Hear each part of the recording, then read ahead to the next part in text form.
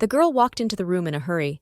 Standing by the dark fireplace, she knew what she had to do. After all the difficulties in life, she knew that she was ready for a new challenge. The legend of the blue flame is very interesting. When the kingdom's Outsmarting, as soon as the king was formed, with the help of the archmage, he betrayed all his enemies to the blue flame. But, unfortunately, the kingdom did not last long. After the death of King Efron, the archmage disappeared forever, leaving behind one prediction. The prediction said that if someone said his name, he would rekindle the blue flame. Many years have passed since the last one, but the northern lands of Exile remain the same, cold and sparsely populated. The girl decided to meet the man. He was furiously surprised and immediately wanted to find out who she was. The young girl greeted him and said that she was very glad to meet him.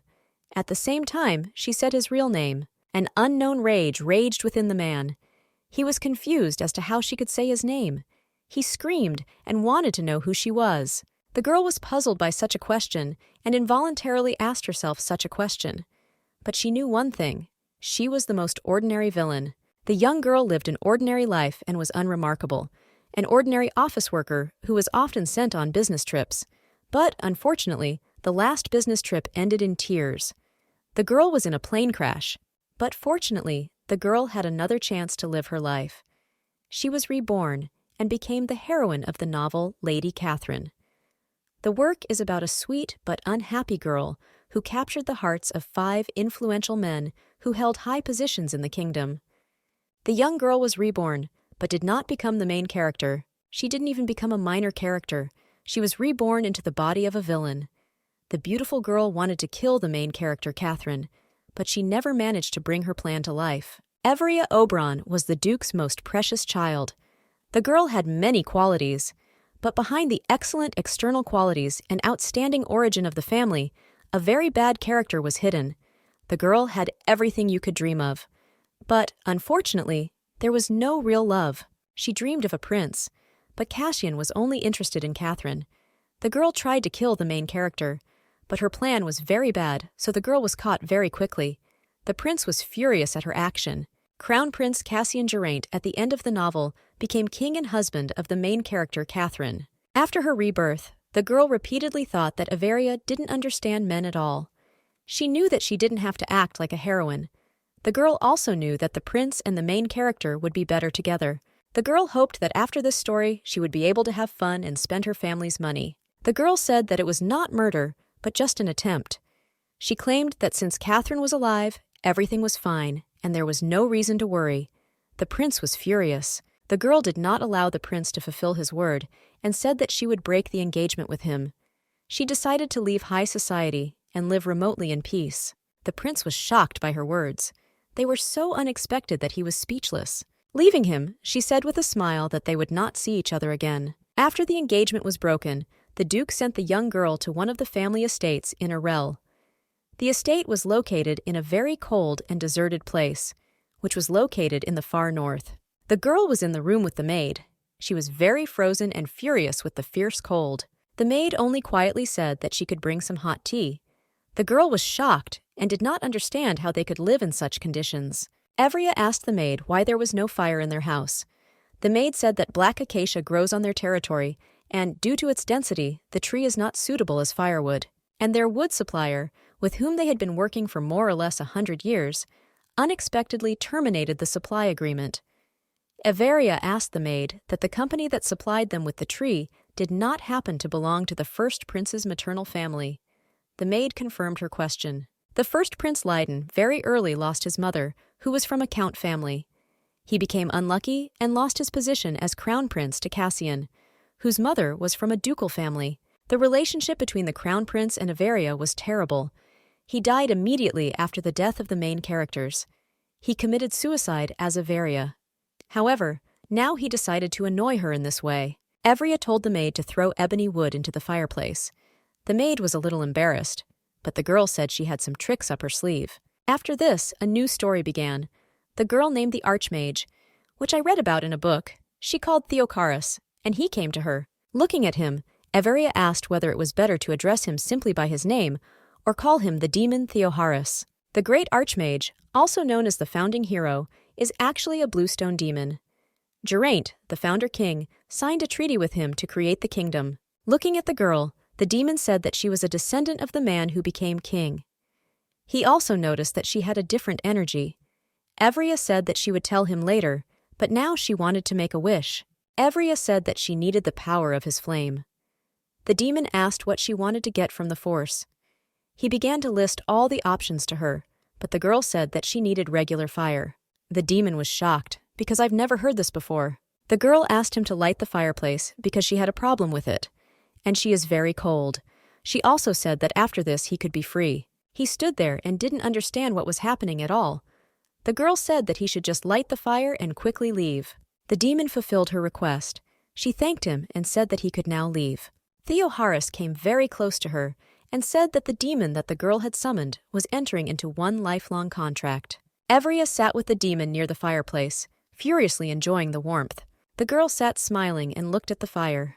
She told the demon that she thought the flame would be blue. Having warmed up, she looked at him and asked, with misunderstanding, whether demons were really so stupid that they had to fulfill his wishes for the rest of a person's life. Theoharis said that usually he is paid for this in blood, war, pleasure. He also said that the king, who was her relative, gave away his firstborn. But he was puzzled by the fact that she called him and did not pay him anything. Evria said that since she called him, she would take responsibility for his stay. He was glad and asked if she would allow him to kill and fight. She looked at him and said that she would provide him with food and a place to sleep. He was shocked. She looked at him in bewilderment and asked what he wanted, that she would entertain him. Theoharis, with a grin on his face, asked the girl what she was good at. Evria looked at him with contempt and said that if he fulfills all her desires, then she should not eat or rest, but should go and stand against the wall and look at it with her face. The demon stood and thought about the situation. He didn't understand why she was acting this way, and I thought that he was very seriously in trouble. Evria looked at the demon and realized that he was even very handsome. She knew she would take better care of him than the crown prince. She called his name. The demon thought that she was very cruel. He asked her to call him Harry. Evria said she wanted to make a wish. He told her he wouldn't think about fighting anymore. Evria looked at him and said that was not what she meant. The girl asked him not to kill her. The demon said that he could not kill the one who called him. She looked at him and said that he would protect her then. She also asked him to change his appearance, since he is very handsome and it will attract attention. Harry came closer to her and asked her if she thought he was handsome. The girl asked him why he was surprised. This was not the first time he had heard this. Harry said that he thought she didn't notice his beauty, and that's why she looked so indifferent. He agreed to her wishes and changed his appearance. After the transformation, Harry asked if she liked his abilities. Evria said it was very nice. She stroked him. He was outraged and said that this was a very intimate contact and shook her hand off. Sitting near the fireplace, Harry asked how the girl was going to explain to everyone that there was fire. Evria said that she is a sorceress. He was very surprised, and he said that her magical power is very scanty.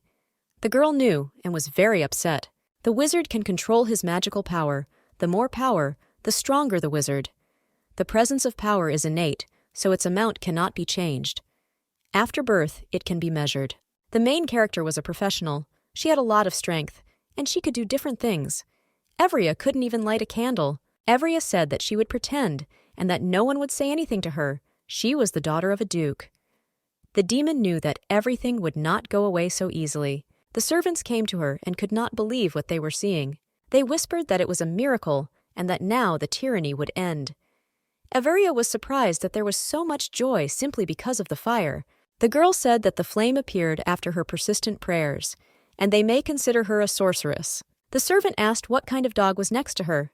Evria said they could ignore her. Evria said that she picked up the dog on the street because he seemed like a stray to her, and she decided to adopt him. Harry was shocked by her words. The servant asked her if it might be worth reconsidering something smaller. Evria held onto the dog tightly and said that she liked this option, and he stayed no matter what. The servant said that if the mistress wants it that way, it will be so. But he added that you need to find out if the dog has an owner. If not, then he will stay. All the servants told Evria that she had performed an incredible miracle and thanked the girl for her kind heart. They said that they should not have trusted the rumors about her and frantically asked for forgiveness. The servant was in a hurry to spread the fire throughout the mansion. He shouted that everyone would be grateful to her. The baron of the estate sat in his room and wondered how the girl could make the acacia tree burn. He thought that the girl's strength was deliberately hidden from the public.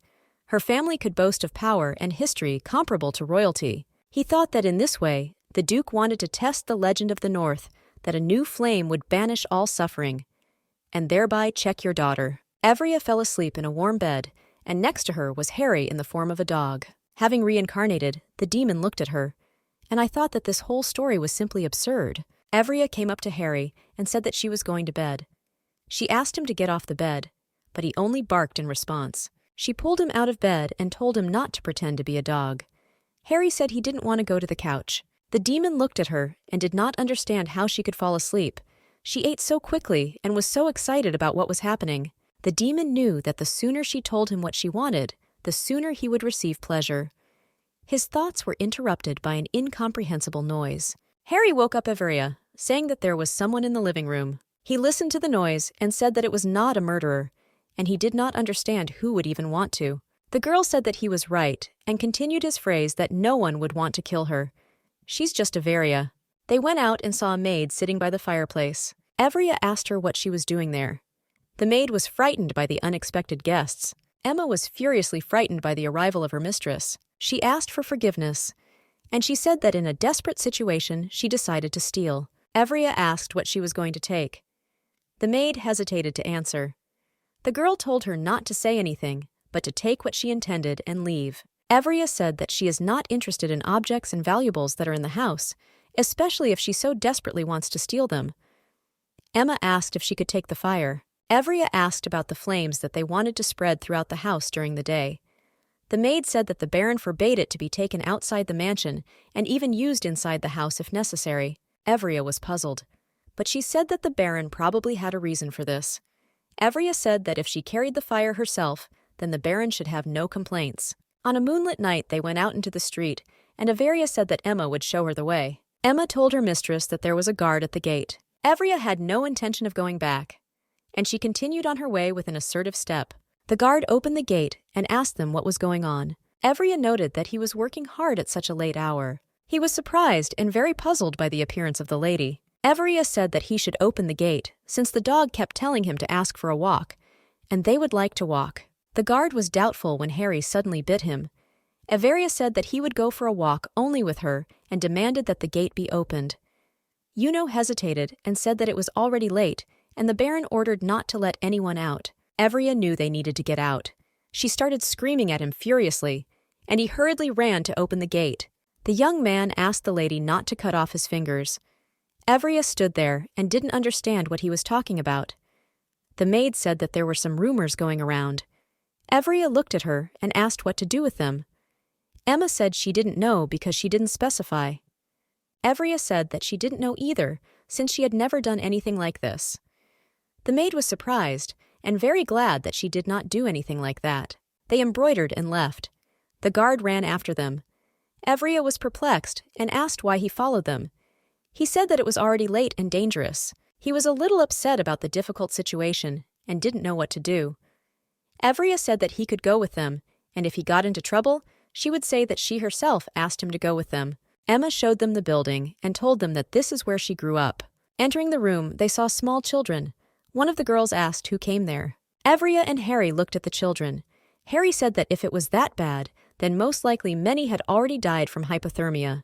Evria told Lord Lionel to throw the wood they had collected along the way into the fireplace. The girl looked at Everia and said that the tree did not burn. Everia calmly said that she knew one way after which the acacia tree would burn. Everyone was surprised. Everia carried a lamp with fire to the fireplace. A little girl accidentally stumbled upon Everia, and she knocked over the lamp. The fire went out. Everyone was crying. Emma said that without fire the children would freeze. Everia looked at Harry and told him to light the fire. He looked at her and said that there were quite a lot of witnesses. The girl said they had no choice. Harry obeyed the summoner's wishes and lit the fire. The fire was bright and big. What seemed like a small, inconspicuous fireplace became truly huge. One of the girls said that Everia is a sorceress. She just smiled and said that it would be their secret. Everia asked the servants to remain silent about what they saw. Emma stayed in the small house, and Everia and the man left. He ran so fast that he forgot his sword. The next day, Everia walked through the house, and all the servants were sickeningly polite. Everyone who saw the state greeted her with a smile and saw her off, and they always said something pleasant. Emma asked the lady if everything was okay with her. Everia only asked what was happening to the people in the house. The maid smiled and said that everyone was local, and they knew what the girl had done for them. Everia met with the Baron and asked why he was not distributing fire. She said if he doesn't have any special reasons, then let him distribute fire to all the local residents. He agreed with her and said that he would do everything. The maid said that they were all incredibly glad that the mistress did this, and now they know her true face. Everia sat and thought about everything. She knew that she had to act according to her conscience. To Averia and said that Prince Cassian had arrived. Everia was puzzled and shocked. She never expected to see him. Going to meet him, she wondered why he had come. After all, they broke up. Everia remembered the novel and knew that there was no such thing there. She hoped he wouldn't give her any trouble. The prince sat and drank tea. Seeing the girl, he said that she looked much better than when she was in the capital. He made a little joke at her expense, which was extremely inappropriate. Everia impatiently asked why he had come. He said he came to see her. The prince said that she doesn't have to pretend, and he knows how lonely she is without him. The girl knew that this was how he always kept Averia close to him, and she, blinded by her love, did everything he wanted. Everia looked at him and realized that in comparison with him, Harry was much more attractive. The prince said he had come to console her because he thought her heart was broken. Everia, without even looking at him, said that he had come in vain. Everia asked the prince if their breaking of the engagement was such a serious problem. The prince said he didn't know he could feel love for someone, and that's why he got engaged to her. But when he met Catherine, he fell in love and couldn't imagine anyone else next to him. Everia looked at him and asked if he wanted her to congratulate him. The prince said that they would be glad that she would congratulate them. He asked her if she could bless them. The prince came close to her and said that her father refused to hold the mining business, and lately he has had a lot of problems because of her. The man said that if a girl wants to cooperate with him, he will not make her a queen, but he will be able to offer her something else. In the eastern part of the empire lies an untouched magical mine. It is assumed that there are huge deposits of stone there, but no one has taken up this matter since a lot of financial support is required. However, the prince's faction, financed by the Oberon family, began developing the mines. But after the engagement was broken, the funding stopped. Everia understood why the prince came so quickly, but she also knew that her father would not listen to his daughter. Harry lost his temper. He could no longer tolerate the prince's behavior. Harry used all his powers in the form of a dog and threw him away from his mistress. The prince fell, not understanding what had happened. Everia asked Harry if he did it. He said that Everia approached the prince and said that she was not attracted to him and was not interested in his proposals. She looked at him and said that now he had to beg her to get what he wanted. The man left in a hurry. Everia looked after him and said that she would not accompany him. The prince left the house in a hurry, but when he reached the stairs, he accidentally tripped and fell. Everia looked at her demon. She asked if he did it. He asked with a smile how she was. Everia hugged him tightly and thanked him. Harry was confused by this. He didn't have time to do anything intelligible. Everia left him. Everia looked at him and said that lately he had been very tired. Because his legs were weak, he fell more than once. Everia said that of course a weak body is not a death sentence. Everia sat with Harry. He asked her if she was happy or not. Everia looked and said that she was pleased, since they got rid of the man who was talking incomprehensible nonsense. Harry said he was glad she was happy, but he was sad. Everia was confused for a moment, and she said that he says that every day. The demon wanted to shed blood. He persuaded her to start a war. Harry said that he could not resist, and for her sake he dealt with the prince, but he resisted so as not to kill him. He asked if she would allow him to kill. The girl gently ruffled his hair and said that he was smart and needed to calm down a little. He said in a rage that she should not mistake him for a dog.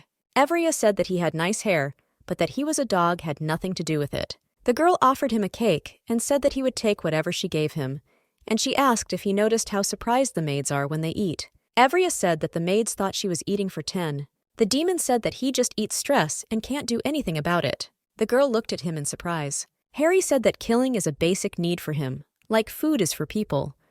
He also said that he would not die if he did not kill, but abstinence would be a very painful death for him. Everia asked Harry if he could use some other methods. He looked at the girl with misunderstanding. She was passionate about learning about other methods. He asked how old Averia was. She said that she will be 18 this year and will already be an adult. Harry said she was just a child, and he wouldn't tell her anything. The girl asked how old he was. He said he was 2,176 years old. The young beauty looked at him and said that he was a grandfather. He was shocked and said that he did not age like people. He said that he would not tell her anything and should stop asking questions. The girl looked at him with misunderstanding. On the land of Arel, in the Black Forest, there's a place where wyverns live. They are very aggressive and look like powerful dragons. Since they hunt people, it is necessary to monitor their population. To do this, it is necessary to destroy the laid eggs. In order to get rid of the monsters, the locals need help. The royal family contributes to the destruction of monsters, thus helping the 7 Arel. But if animals attack the northern route, then the royal family will suffer losses due to blocking route supplies. Now the girl understood why everyone who Catherine exiled came to Arel. First, Prince Leiden Geraint, known for his bad relationship with his girlfriend. The royal knight commander Elroyce, he also did not get along with Avery. The girl wanted to sit in the room and not leave it until the men left. She consoled herself with the fact that they were in different buildings and would never be able to meet. Unfortunately, the opposite happened. The prince saw her and said that she looked beautiful. The girl did not understand why they met. She just wanted to visit the warm springs. Despite the meeting, she thought that she should have stayed in the room. Evria said she didn't expect to see them because she knew they were busy. The prince looked at her and said that she didn't look too bad after turning the royal capital upside down. The girl didn't care about his words. She worked in a trading company, and her boss was constantly grumbling about something. She was already used to ignoring him. Evria said that if he was finished, she could leave. But the prince did not want to let her go so easily. He said she didn't do too badly after almost sending a man to hell. Evria went on the defensive, saying that the girl's life had not stopped and everything was fine with her. And she also reminded him how he cheated on his fiancée with the main character. Evria said that she undoubtedly did not accept the prince back, but it was her fault that she took such extreme measures. In order to correct the situation, she will live in this forgotten place and stubbornly atone for her guilt. Evria asked the prince if he believed that villains could change. The girl said that the prince was rushing from one extreme to another, and she feared for the people. The girl enjoyed the warm spring on such a cold day, but she didn't understand why he didn't sit with her, but sat so far away. He said that it was so convenient for him, but she shouted that they should sit next to each other and look into each other's eyes. She was not going to give up and screamed for him to come to her, but he said he wouldn't go. Evria asked if he was shy. She laughed at him, saying that he was such an innocent grandfather. He shouted in rage so that she would not call him grandfather. Harry came to her and told her what she would express. The girl froze in bewilderment. He took her in his arms and said it was time to go. Evria froze and could not say anything. They met their eyes and looked at each other for a long time. Evria stood and was surprised that all her clothes were dry. Harry said it was magic. He said you have to be careful when you evaporate moisture. After listening to him, she said that he was just like a hairdryer. He was excited and asked who this hairdryer was. Evria said that a hairdryer is an object with which you can dry your hair. Harry said it must be the best hairdryer if it dries so well. She decided to agree because she saw no point in arguing with him. They walked and saw a young man. It was Lord Elroyce. Seeing her, he turned around and left. She was surprised that he just left. Harry said that the young man reminded him of a man who was next to the previous summoner. They discussed the young knight. He was silent by nature. Harry laughed at him a little. Evria told the maid that the hot spring had made her so relaxed that she wanted to sleep. Entering the room, she saw Harry, who was lying down to cover it. She was perplexed and asked what he was doing on the bed. She came up to him and said that she really wanted to sleep so much that she asked him to stop fooling around. Harry said they usually sleep together. He told her, in all seriousness, that he wanted a bed. He told her that she, too, needed to feel how painful it was when you held back your basic needs. Evria said that another time she would listen to his whining, but now she is very tired and wants to sleep.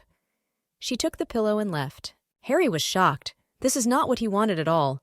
He didn't want her to sleep on the couch. Tired, Evria was sleeping peacefully on the couch. She quickly fell asleep, despite all the inconveniences. Harry came to Evria. He looked at her with frantic desire. She didn't understand what he was going to do and asked him to get off her. She pushed him away and said that he could whine as much as he wanted. She would not start a war. It was hard for her. She asked him to get down, saying that he was very heavy. Evria was frightened by the demon's behavior and asked if everything was okay. But he did not hear her. His thoughts were far from her. He bent over her and said that it was very difficult for him. Harry bit Evria on the neck. She hit him to bring him to his senses. He was shocked by the girl's behavior. Evria asked him if he had come to his senses. Harry, with misunderstanding, asked the girl why she hit him, because he didn't do anything. The girl was furious. She showed him her neck and said that he bit her and almost ate her. Harry was shocked. He didn't understand what was happening and how he could do this. Harry said he warned the girl. After all, he has reached his limit. But he says he didn't know something like this could happen. The demon said that he usually doesn't behave this way, but he had not felt someone else's blood for a long time and could not control himself. Evria said that they needed to quickly come up with a way out of this situation. They sat and read books. But unfortunately, there was no useful information. The girl did not understand why to call on a demon for something large-scale like revenge, war. He looked at her and said that this was a normal occurrence and not to start a fire. The girl seriously thought about what to do. Harry said that you could start a war. It would be the easiest way. Evria was offended because she tried very hard to help, but he was joking. Harry said that she was simply afraid of being eaten, and that was why she helped him. Evria thought and said that if he only needed blood and not flesh, then she could give some of her blood. He stared at her. He didn't want to continue talking to her because he thought she was petty. Evria heard a noise. Outside the window, an army was gathering to fight the monsters. The maid said that the young warriors needed to fight them for more than a month. Since they are vulnerable to sunlight, you can only get to them at night. Evria was very upset, since she would have to hide in the room for a long time so as not to meet men. Evria knew that ordinary people had difficulty killing animals. They even break eggs with great effort. Looking at Harry, she asked if he could handle them. He looked at her and said that he did not know what magical power he had. Evria smiled and said that he was going to war, to unwind a little. Harry was very happy about this news. One of the soldiers called his commander to look at the nest. What they saw shocked them. There were broken eggs and many bodies of killed monsters. They were all killed. For a whole week, the killing of monsters continued.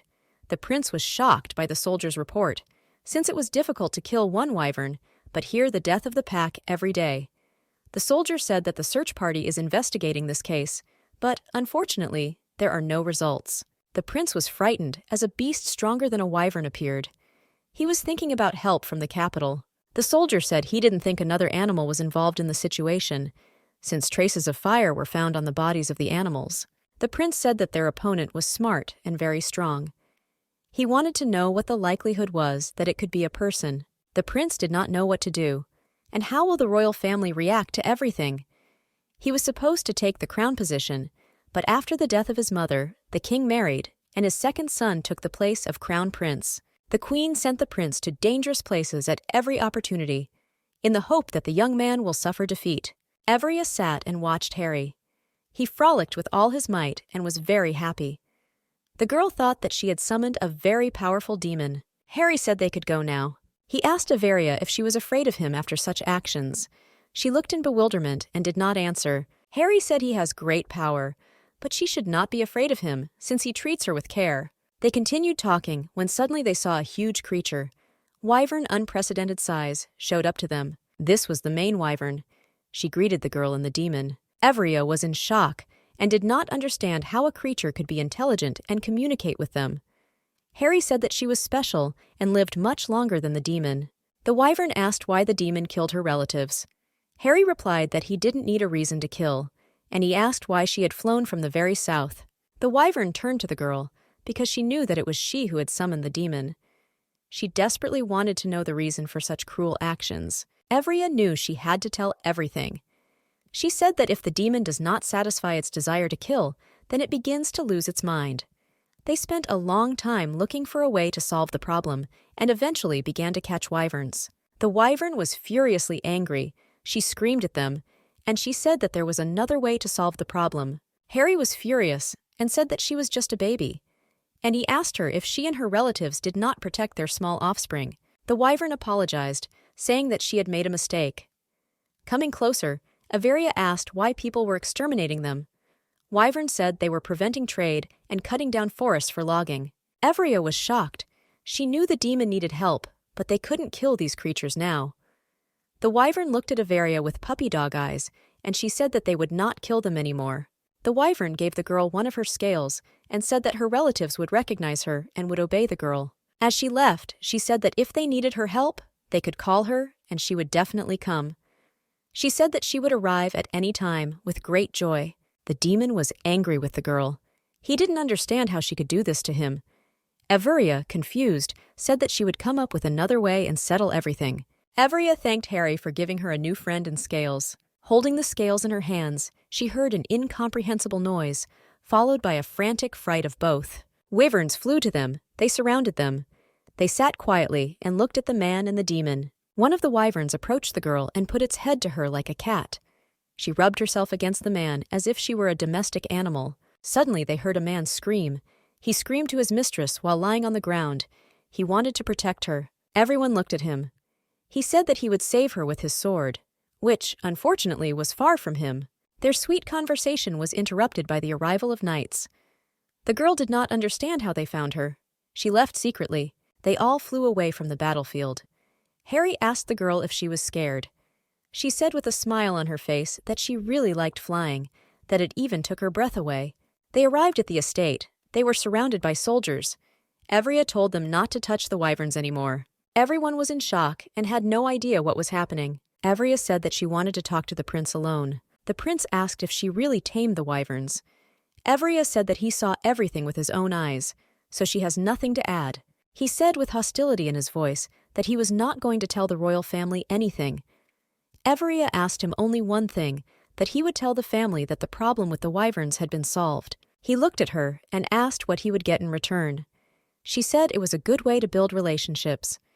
Since the royal family will no longer be interested in their lands, and besides, the prince will not have to see her anymore. The girl said that this problem is very important to her. She did not want to resolve it with the crown prince, since she did not like him, and he did not act nicely towards her. In the original story, Leiden suddenly disappeared after Cashin became king, and a few months later, on a distant continent, only Leiden's bloody watch was discovered. He accepted her offer with rage in his voice. The girl said that tomorrow they would discuss all the details, since it was already quite late. Averia left the room. She really wanted to go to bed. The girl saw Lord Elroyce behind her. She asked why he was following her. He said that it was already late, and he could not allow her to walk alone. Averia was shocked.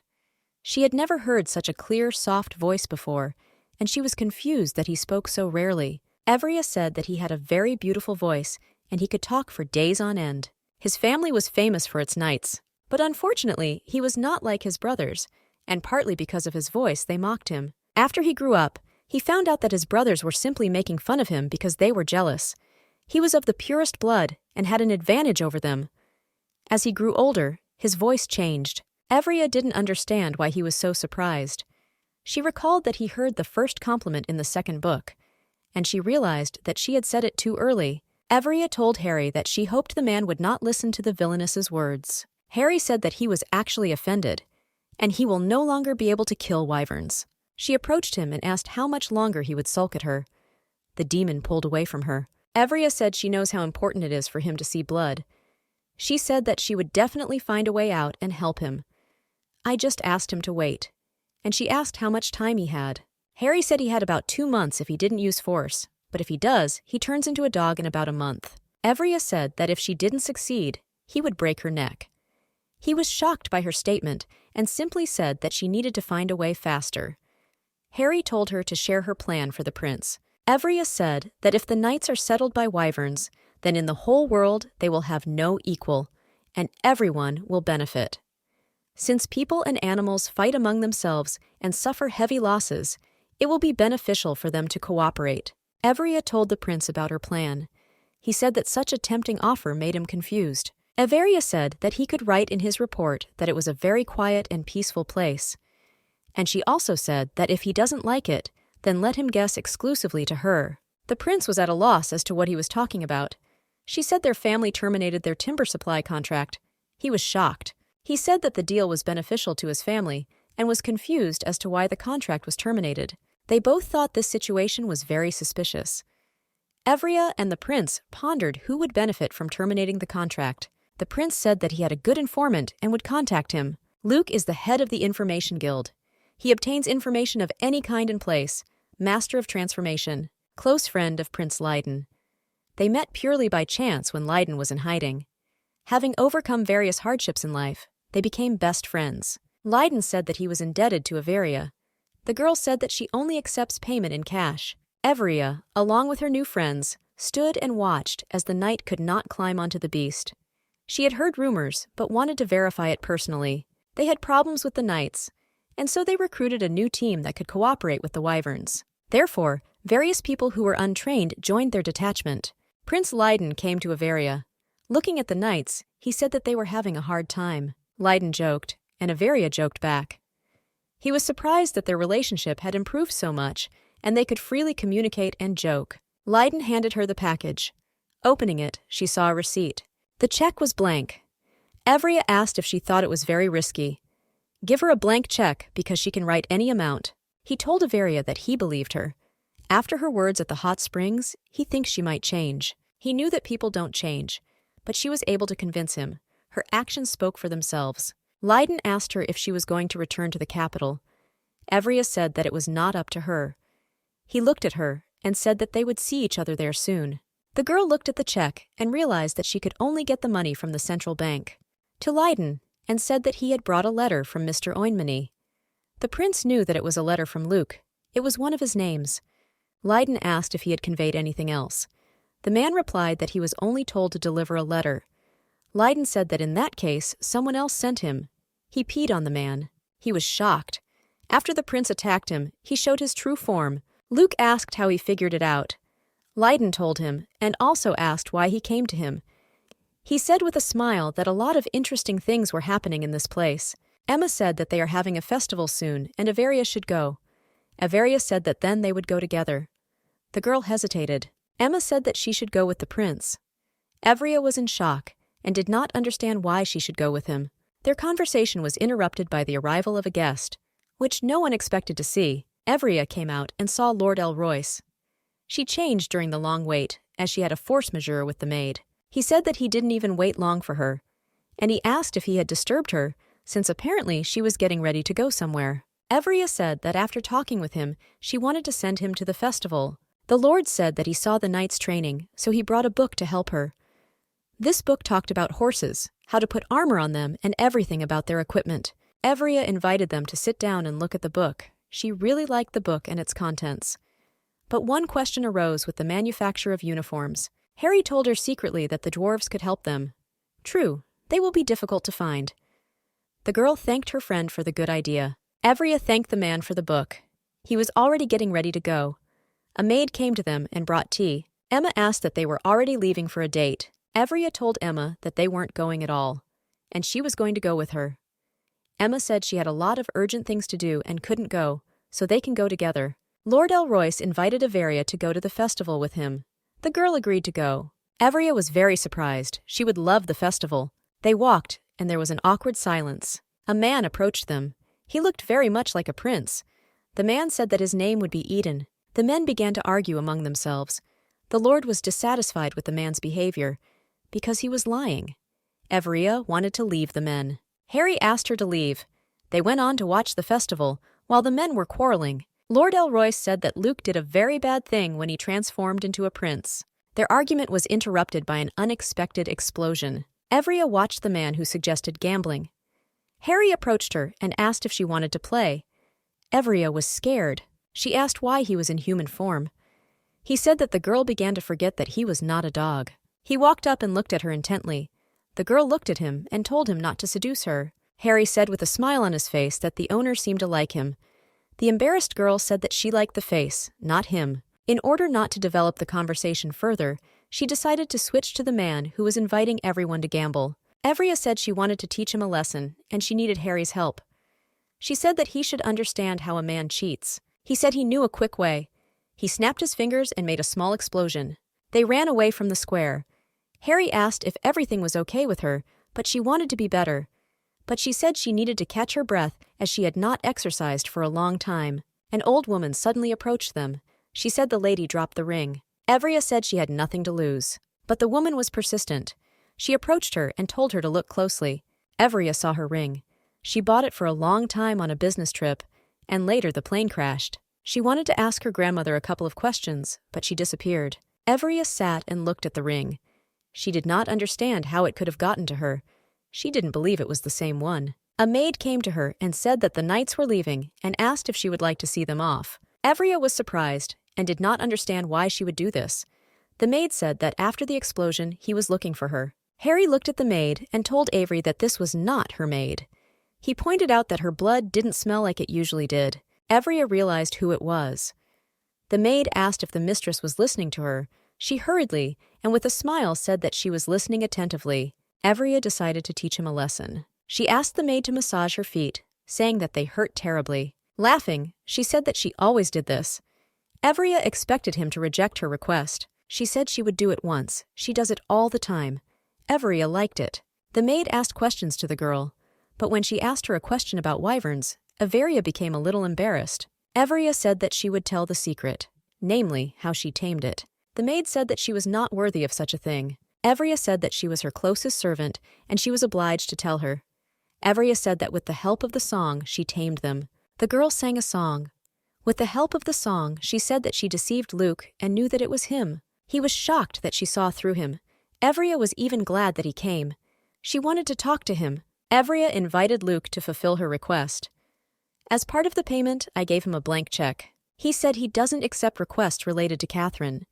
Evria said that she had nothing to do with it. Evria asked him to find information about the dwarf village, and precisely to determine their location. Luke completed his task. He provided information.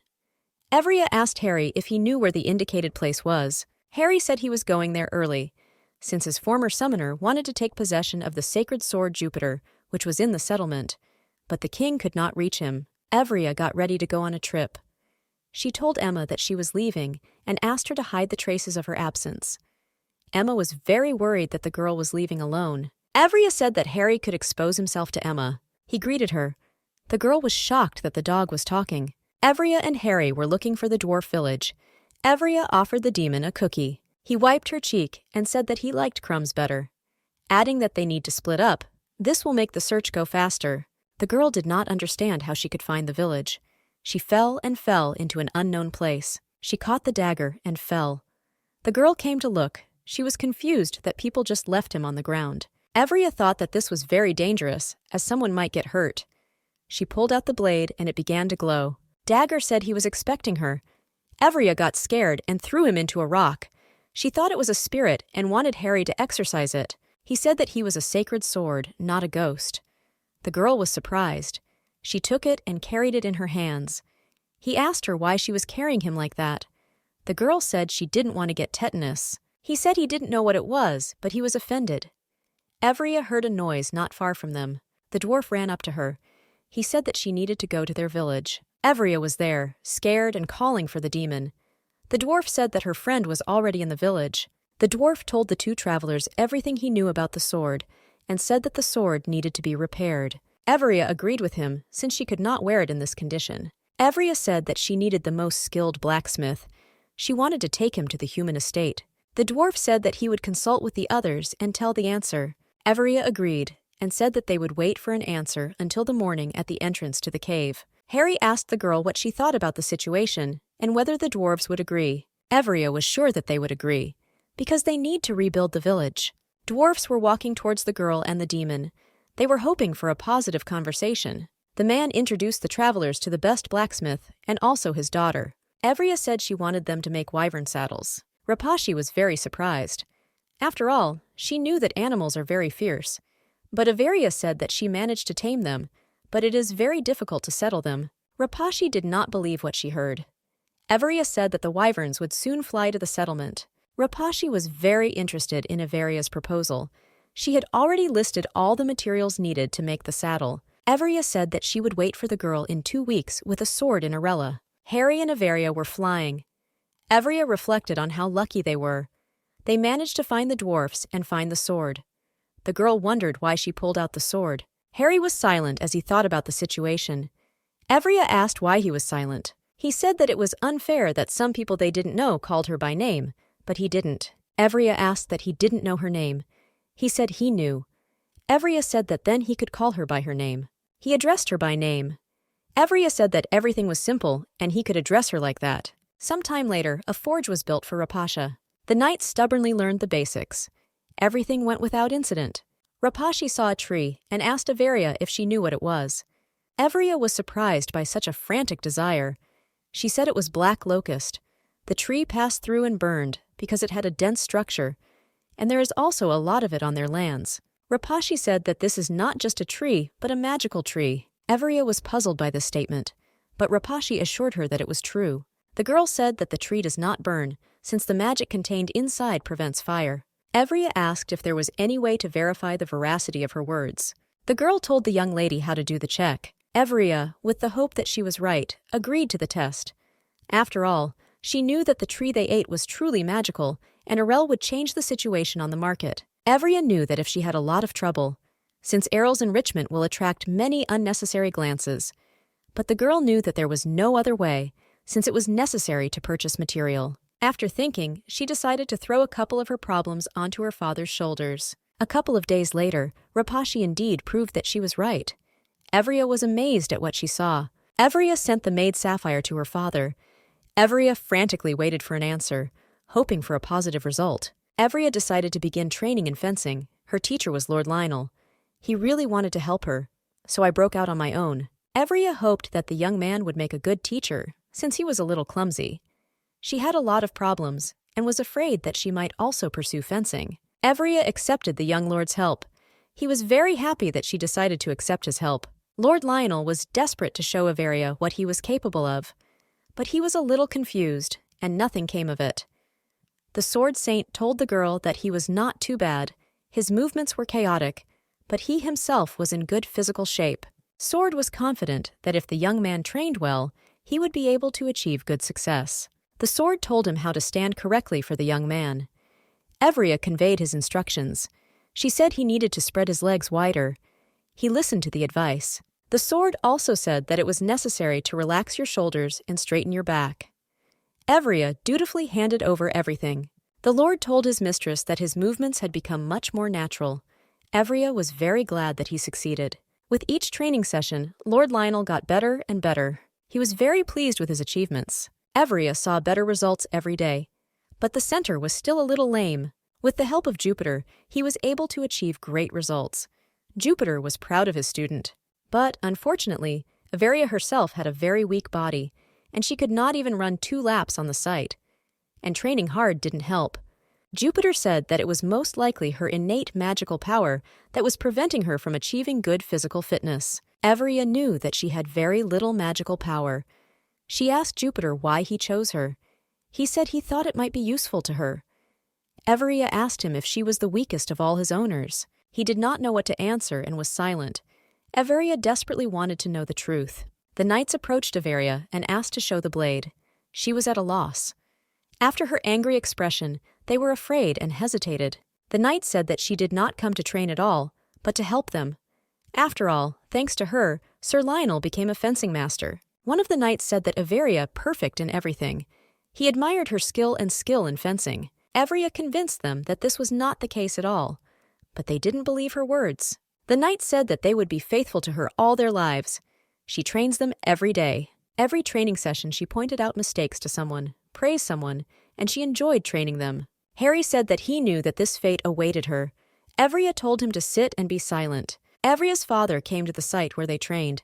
He said hello and said she looked good. Evria was very surprised. She did not at all expect that he would come to her in person. They stood and looked at each other. The atmosphere was very tense. Jupiter asked Harry about the girl's father, since he noticed that they did not get along very well. Harry said they were like enemies. Evria said that he could go and watch the girl make gems. Her father told her to accompany him. Evria was surprised and did not know what to do. She didn't want to go with him at all. Harry and Jupiter discussed them furiously. Father and daughter were like 2 peas in a pod. Evria didn't want to listen to them either. She asked them to be silent. Evria told her father that they could go and showed him the way. Since the forge was very far away, Evria suggested that he go by carriage so that it would be faster. He said he didn't want to go. He preferred to walk. They walked through the green forest, and there was an awkward silence between them. Evria was not even surprised at this behavior. They never had a warm relationship. They didn't act like father and daughter. The man said that Averia looked very good. Averia was shocked. She never expected her father to say something like that. Averia said that everyone here is very kind to her, and that is why she is so happy. Her father almost fell. Her words confused him. He said that he had never heard from others that northerners were kind. Averia smiled and thought that his face was very villainous. She said that wasn't the case initially. Her father said he knew and praised her, because she worked very hard. Averia thought about his words. Since she sent him a letter, only once, and it only talked about stones. She asked him if he knew everything that was happening in her life. The man said that the Baron regularly sends him letters. Averia understood why he was watching her.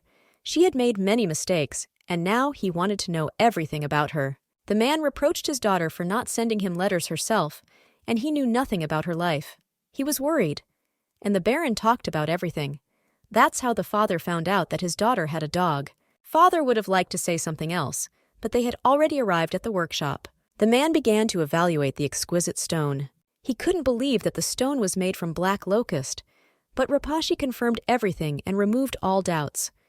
Rapashi said that the process of making stone is not dusty, but you need to carefully monitor the time so as not to make a mistake. The man thought about the whole situation.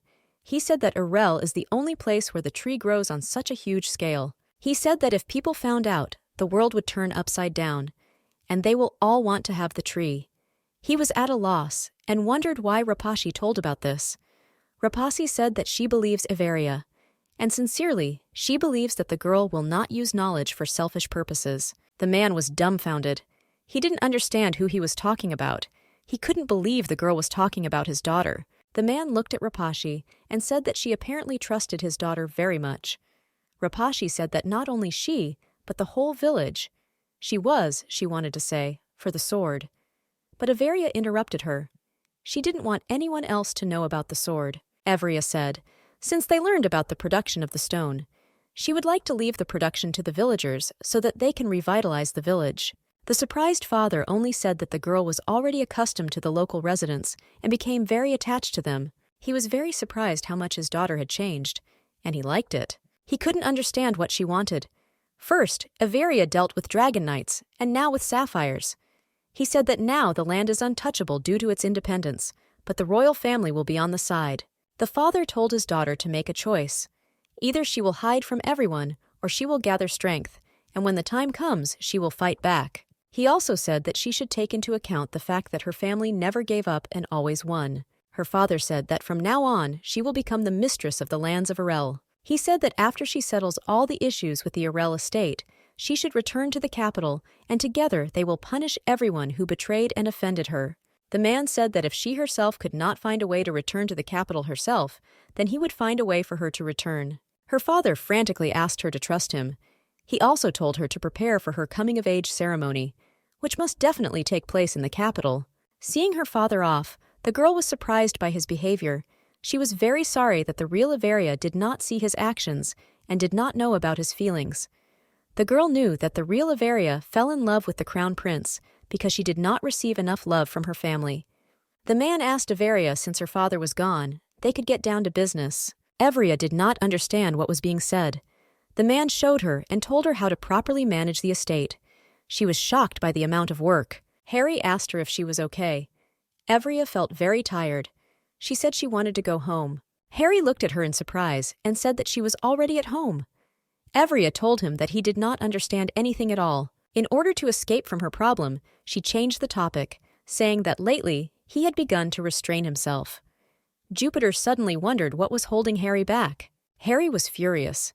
He told Jupiter not to interfere in their conversation. Jupiter asked the demon to watch his words. Averia told Jupiter that Harry was a demon, and if he didn't get his needs met, big complications could arise.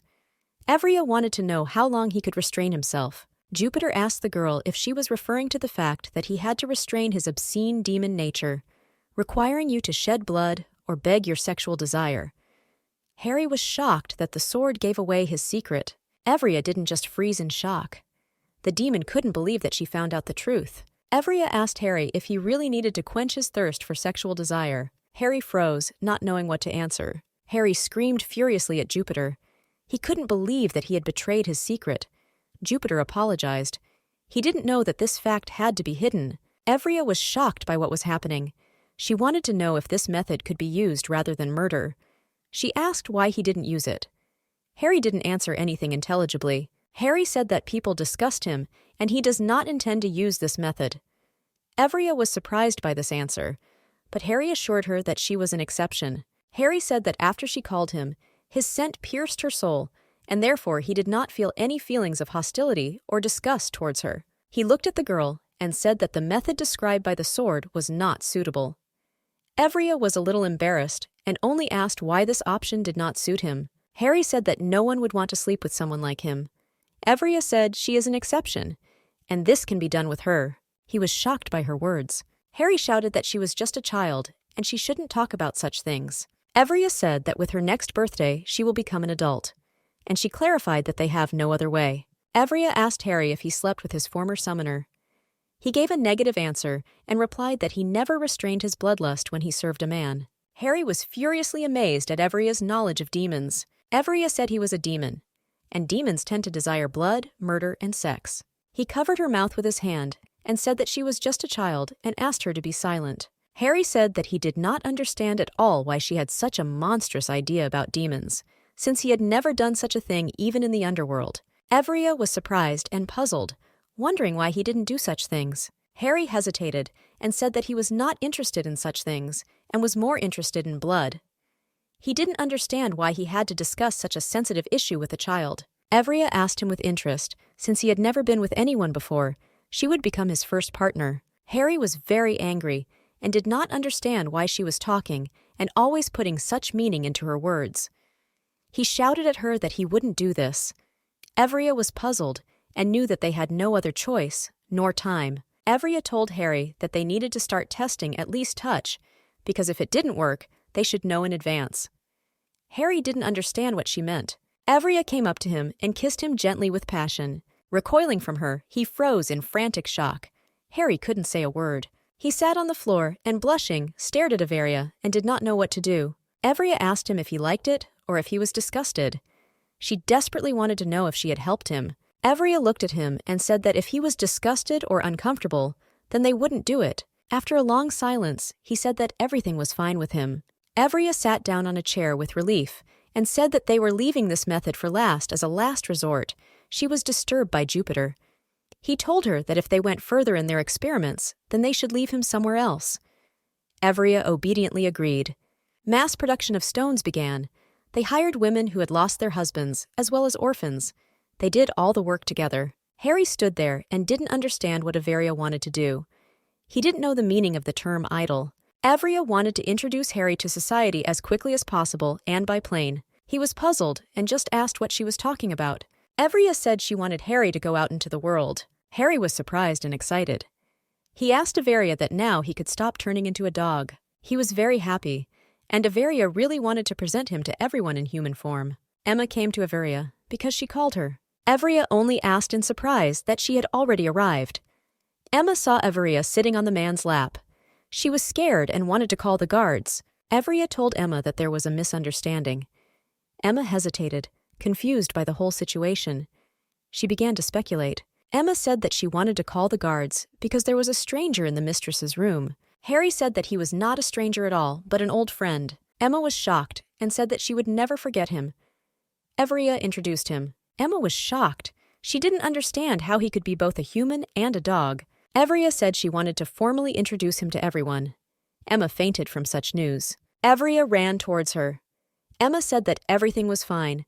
Her legs just gave way from fear. Emma was extremely surprised and did not understand how she could help. Evria said Emma needed to confirm Harry's identity. Evria told the girl how she wanted to introduce him, and Emma, in turn, offered another option.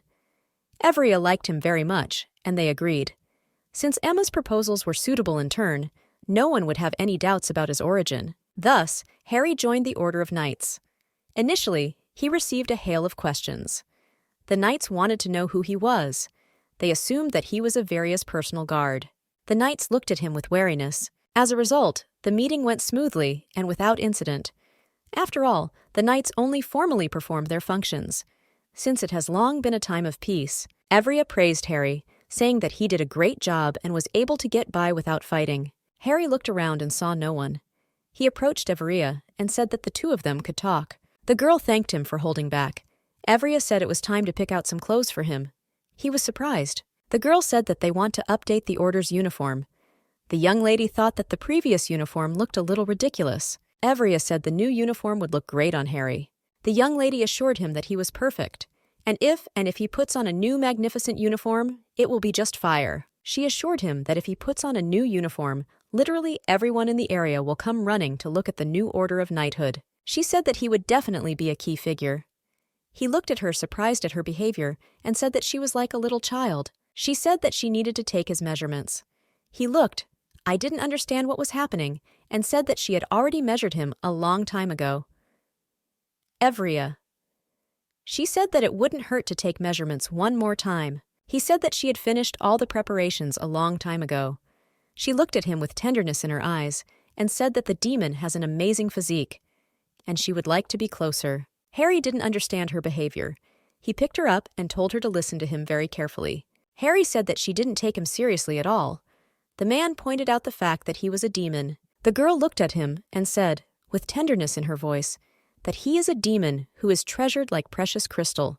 Harry just looked at her and told her to start being at least a little afraid of him, since he was a demon after all. The young lady was amused by this and asked him if he was sure of what he wanted.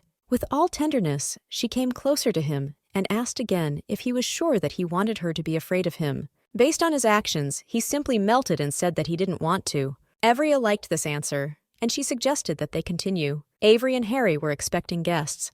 They were informed that Baron and Sisha had come to them. Evria said to let him in. The Baron brought the letter and said that an answer had arrived from the royal family. The girl was expecting him. The letter stated that they should increase the production volume of sapphires according to the prepared plan and deliver them to the capital. The Baron looked at the girl in surprise. Evria couldn't understand what happened to him. He said that she managed to cope with an extremely difficult matter very quickly. Young lady. She was surprised by the man's behavior and admitted that there was still some doubt. The girl told Harry that discussions about the situation around sapphires were continuing. Since there is only one deposit of a given stone in the country, and only one Count Nada has a monopoly on its development.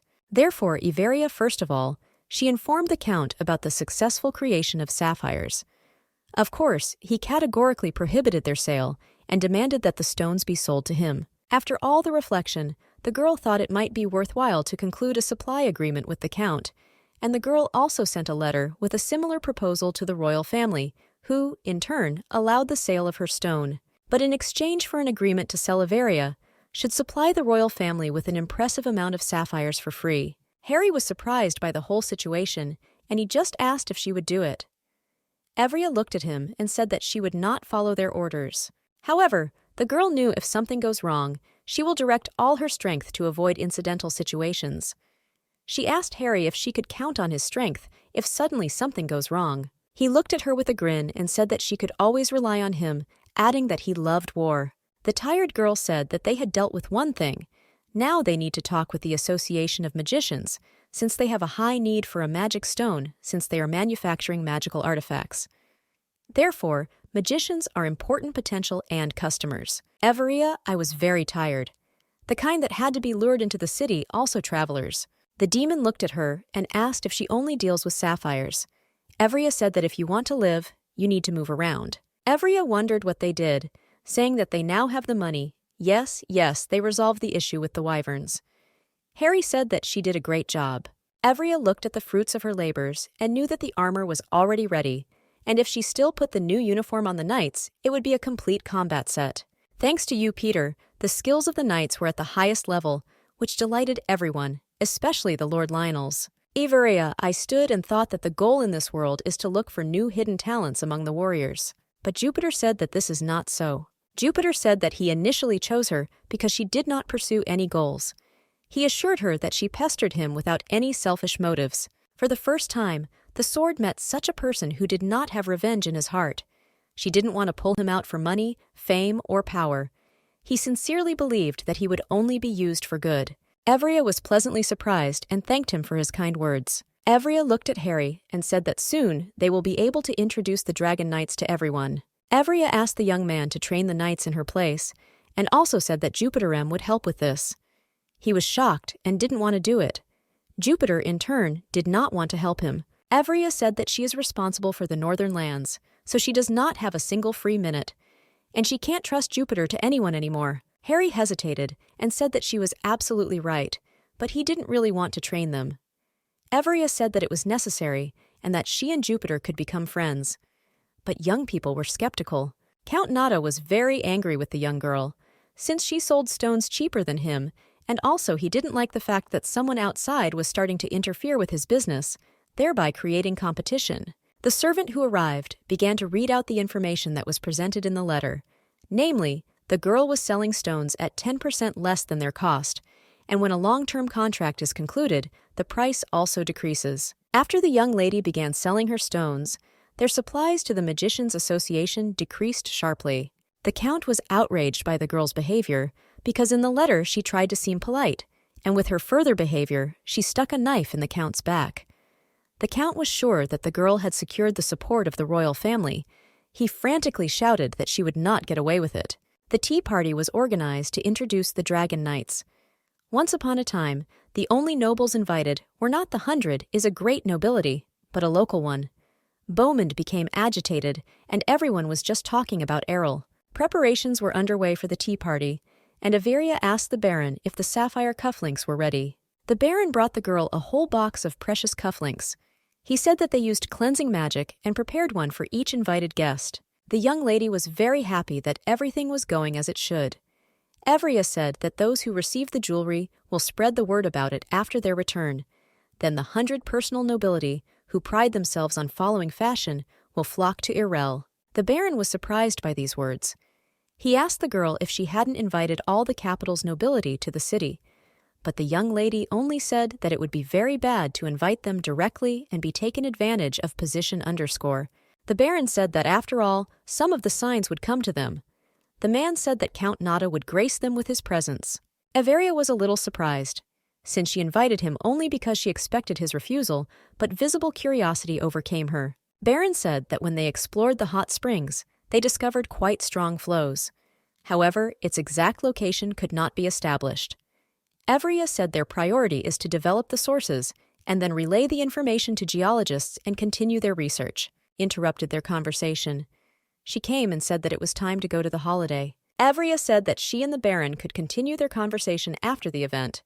The Baron agreed with her. Evria. I walked and thought how much time it would take to change clothes this time. The lawn woman frantically asked the lady to hurry up, since they had very little time. Harry tried on his new uniform and waited for his companion. Evria came out and saw Harry. He shouted that he was already waiting for her downstairs. Harry saw Evria approaching and froze in place. She was truly beautiful in a white dress. He could not say a word. Evria gracefully descended towards him.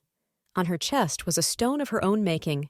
The girl approached him and saw that Harry was looking at her intently. She asked the young man what happened. He looked and said that today she looks different. She said with a smile that it was true that he had never seen him in such clothes. Evria. She said that the maid took good care of her, and she didn't look like herself at all in that outfit and hairstyle. The demon was embarrassed and said that she was very beautiful. Harry said that he really thought so, and not because she said so. Evria froze in place. Having gathered, they went to tea. There were a lot of guests. The young lady communicated warmly and also got to know all the guests who came. The Count approached her and said that it was a great honor for him to receive her invitation. And after thinking about it, he decided to unconditionally meet with the young lady. The girl said that she was very pleased to meet him and introduced herself. Evria did not expect that he would grace them with his presence. After all, he is a very busy man. The Count said that he was an expert in such a difficult industry, and he could not help but come, since his young colleague was starting her own business. They communicated politely, but there was tension between them, like future enemies. The girl decided to joke with him a little in order to diffuse the situation. He didn't appreciate the joke a little, and she said that it was just a harmless joke from a junior colleague. So, he shouldn't hold a grudge against her, but then she asked her to forgive her since she needed to make a welcoming speech. Evria raised her glass and thanked all the guests for coming. Everyone has been waiting for this moment for quite a long time. The young lady did not want to take up precious time from the guests, and that very minute introduced new pride Arella. The young lady proudly introduced the Ice Knights to all the arriving guests. He flew over her head. They hovered in the sky like a flock of winged, carefree, fiercely beautiful dragons. After their colorful appearance, Harry and Lionel divided into teams and demonstrated an imaginary fight in the sky. In a frantically colorful struggle, the demon won. He was beautiful and was also the center of attention. Everia stood and watched the most outstanding performance, when suddenly all the knights landed and headed towards her. She was excited and didn't understand why they were all heading towards her. They came closer, on their knees, and said that they wanted to take an oath of fealty, and from now on they would be her knights. Evria was shocked because she did not expect such a turn. One of the knights presented a sword and asked her to take their oath. The girl froze in shock and misunderstanding, but still accepted their oath. All the guests furiously discussed the tea party because they were sure that it was simply incomparable. The young ladies said that this tea party was straight out of a real fairy tale. When the young lady took the oath of allegiance to the Knights of the Hay, they were shocked that the young lady was such a noble and amazing person. Evria felt restless after what happened. Harry was puzzled by this behavior, as he did not understand why she was so depressed after such a shocking success. The young mistress could not do anything about it as she felt very burdened. She didn't plan anything like that and didn't want anything. She just wanted to lead a measured and calm lifestyle. Evria understood that the oath of allegiance from all knights meant that the lives of other people lie on her conscience, and this in turn is a very heavy burden. One of the knights called Harry. The young lady said he could go and he will stand still and think a little about everything. The demon said that the knights simply took it into their heads to give her an oath, and they did it simply, so she shouldn't worry about it. He asked her so that she always keeps a sword with her. Evria said that she felt much better, so he could calmly go about his business. Evria gathered my strength, because she knew that she had a lot of work. She decided to go and start immediately its implementation. But then a man approached her. She did not expect to see him. The Count approached the girl. He was furiously angry with her. The girl woke up with a headache. She had a violent headache because she had been hit in the head. She sat in a dark dungeon, not understanding what was happening and not understanding where she was. There was a chain harness on her leg. Evria remembered as Count Nada kidnapped her. She could not even imagine that he would be kidnapped from his own castle. She was furiously angry with him for his action and thought that he had gone a little crazy. Jupiter called out to her. He was very glad that she came to her senses. She was glad to hear him and asked, "What's happened?" He said that they were in the Count's dungeon. Jupiter said that they left the hour when they knocked out Everia and used the magic stone. Everia asked him to be silent for 1 minute. So it was very bad. Jupiter said that you can help. The girl was surprised and asked her mind if he could heal. He said that he can. Evria froze in shock, as this was the first time she had heard such a thing. She actually thought that he was just a talking sword. Jupiter said that he has quite a lot of functions and skills, and the best of them is that he can sparkle so brightly, so he can illuminate the reality of his mistress. She said it was all very well, but she wished he healed her. He said he couldn't at the moment. Everia. I froze in bewilderment because he just said that he could do the treatment. Jupiter said that he can cure only when she is hold it in your hands and scream heart-rendingly.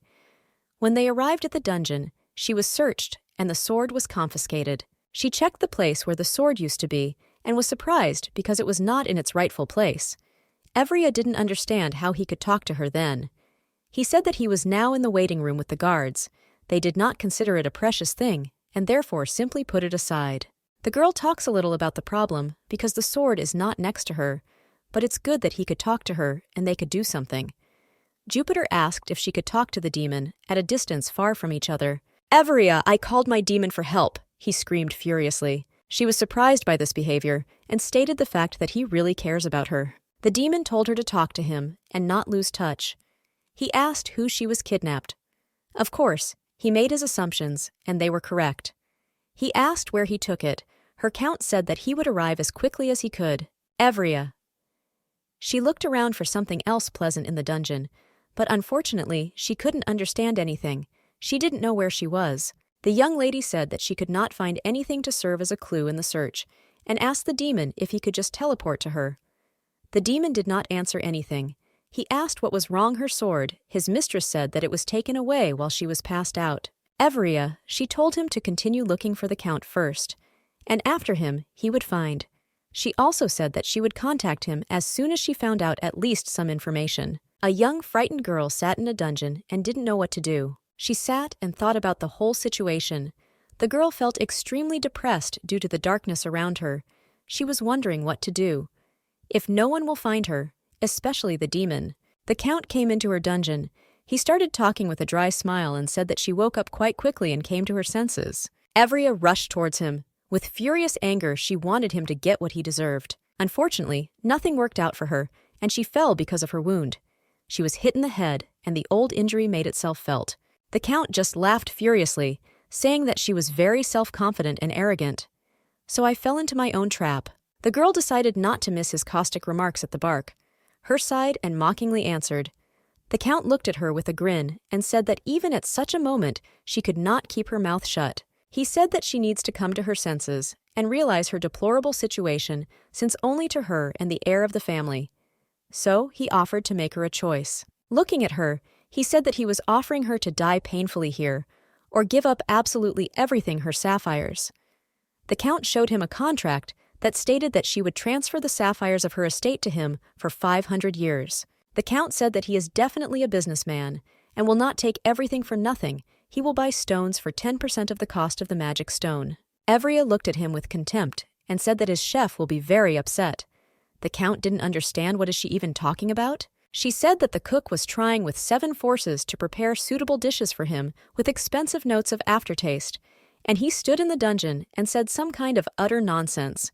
The Count was furious and said that, apparently, she is not yet fully aware of his unpleasant situation. Dear, the Count said that after a couple of hungry days, she would unquestioningly change her attitude towards their deal. Evria didn't know what to do. The men stood and looked at the plan of the Count's house. The Baron demanded more maps of the estate. Harry stood and thought why he needed to disguise himself and go so far, since it didn't matter at all until he could find his summoner. The Baron explained their plan and demanded more information. Evria asked Jupiter how many people were outside the cell, and he said that there was 1 guard, and in addition to the girl in the cell, there is 1 more person. She began to be overcome by frantic anxiety. The girl knew that in such a situation she should scream. She forbade herself to lie down and drive herself into apathy. She shouted to the guard that she needs a bath. Evria stopped screaming furiously and began retelling the plot of the soap opera. Oh, I was surprised when all men responded to her story, namely, the sacred sword, the prison guard, and even the kidnapping victim. They ex-hotels find out what happened next and screamed her so that she could quickly tell them the whole plot. She decided not to give up and continue until victory. She said that she couldn't tell the story anymore because her throat hurt and she just wanted a glass of water. To find out the continuation of the story, the guard brought water. Evria said that she was not feeling well at all and asked him to bring a glass of water closer. Evria told Jupiter to turn on one of the functions, namely the halo, for 5 seconds. This maneuver was very helpful as he blinded the guard and managed to escape from the cell. When the girl left the cell, she asked Jupiter to take care of her head. Jupiter, in turn, asked if she wanted to be completely cured. Evria said that it would be strange when she looked completely healthy after the abduction. As the young lady walked along the corridors of the dungeon, she heard a man's voice asking if she had managed to escape and asking her to help him escape. Evria helped to escape from prison. He is furiously grateful for his salvation. Evria. I asked the prisoner how long he had been in captivity. The man said that he could not say the exact time of his stay, but according to his internal clock, he assumed that he had been kept here for about 6 years. The young lady was shocked by this news. The man said that he was dragged into the cell before he could understand what was happening. Man said that his father was a past earl, but his uncle beat him with frantic cruelty and took his place. Everia, with all pity, I sympathized with the fact that he had to survive. The prisoner said that he could lead her out of the labyrinth of dungeons, since when he was being prepared for the title, he learned about a secret passage that leads outside. The Baron and all the men present frantically looked at the maps of the Count's estate. They found a secret passage that was supposed to lead them outside. With the help of it, they were going to enter the castle and start searching there. The Baron came up with a plan and said that he was pleased that it was not bad and that several people needed to go to carry it out effectively. He asked if there were any volunteers among them. Harry said he would go alone. The Baron said he knew how the man felt. But go alone, this is wrong and dangerous. The demon said that he would cope with everything alone, and the others would only get in the way and get in the way. The Baron watched the young man who flew away on the dragon and thought that the girl had in her close circle the same strange people as herself. The girl and the prisoner walked through the tunnels towards the exit. The young lady wanted to know how soon the Count would find out about their escape. But the prisoner assured her that he will find out no earlier than tomorrow, and even if it turns out that they ran away, he will first think that they left by the stairs, since the passage along which they walked is intended only for the air. Everia. I was glad to hear such information, and also asked why the Count imprisoned him for such a long period. The prisoner said that on the day when he was put in prison, his father called him to himself and informed him that he had opened a new mine of magic stones. However, before he could announce this, a coup occurred. Evria was surprised that they found another mine. The man said that only he and his father knew the location of the mine. Evria asked what he would do after leaving the labyrinth. The prisoner said that he would definitely take revenge on his uncle because he wants him to feel everything that the young man himself experienced. Evria said that it would not be easy and introduced herself to him. She also said that if he needed any help, he could contact her without hesitation. She will be happy to help. The girl also asked he shouldn't judge her by her appearance, because she has a lot to do, adding what she has. I have my own scores to settle with this uncle. The man was surprised by this proposal. He thanked her for her words. The man said that even though he was practically free, he still felt hopeless, as if too much time had passed. But still, he thanked her for her help and said that he would definitely find a way to repay for her kindness. The young lady said that if he wants to thank for her kindness, he must develop the mine, but never shake hands with the crown prince. The man was puzzled. He did not understand this hereditary principle. The girl said that it was a very long story. Their short conversation was interrupted by some noise. Avery didn't understand what had happened. She was frantically frightened and turned to the prisoner and said that he said that no one knew about this move. He was a little puzzled and said that 6 years ago, exactly no one knew about it. Evria was not going to give up just like that after everything she had experienced. Ona ordered you, Peter, to prepare the halo. The girl screamed furiously and waved her sword, but heard how someone called out to her, and she realized that it was her demon. She was very glad to see him at such a difficult moment for her. Evria, she fell to the ground screaming and said that he had scared her very much. Harry walked up to her and touched her gently, asking what was wrong with her face and if she was okay. The girl screamed that the Count had lost his mind, and everything that the demon saw had been done to her by the Count. Evria. I couldn't understand who would even think of kidnapping people and keeping them from hand to mouth. Oh, she showed her wounds to her demon. He reassured and said he would kill it for her. In response, she said that he shouldn't do this. The demon held his mistress in his arms. The girl asked the prisoner if he really didn't want to go with them to the exit. The prisoner looked at the furiously evil expression on the demon's face and said that he would go himself. In his thoughts, he thought that this would be much safer than with them. The girl said that she would wait for him. Looking at him, she said that her offer still stands, so that he can come to any time her estate. After the whole situation, the girl returned to her castle and took a short sick leave to get some rest and come to her senses. The girls reported that a long-awaited guest had come to her. She was incredibly happy his appearance. The man changed considerably after his imprisonment. He looked at the girl and said that she was happy and popular. Evria. She said with a smile that she did not immediately recognize him and was confused by his transformation. The man enlisted the support and help of the young lady she owed. He has 5 of his dragons and knights with her help. All the evil deeds of the Count were revealed to the world. The man told his uncle that he was not going to kill him. Instead, he will atone for the rest of his life in the same dungeon where he imprisoned his nephew. After that, Brian took back what belonged to him, rightfully so. After that, they developed a mine together, which was sold at a reasonable price. Evria sat at the table with her father and brother on the estate, which was the capital. The young lady's father said that he was very glad that they were able to come to the capital. Her brother asked what happened to the young lady, but the girl said that everything was fine, and that's why he shouldn't worry about the past. He looked at her in surprise. A few days after the abduction, the Baron brought the young lady a letter in which it was not the Duke who wrote that she would immediately arrive in the capital. Evria, I didn't want to go to the capital.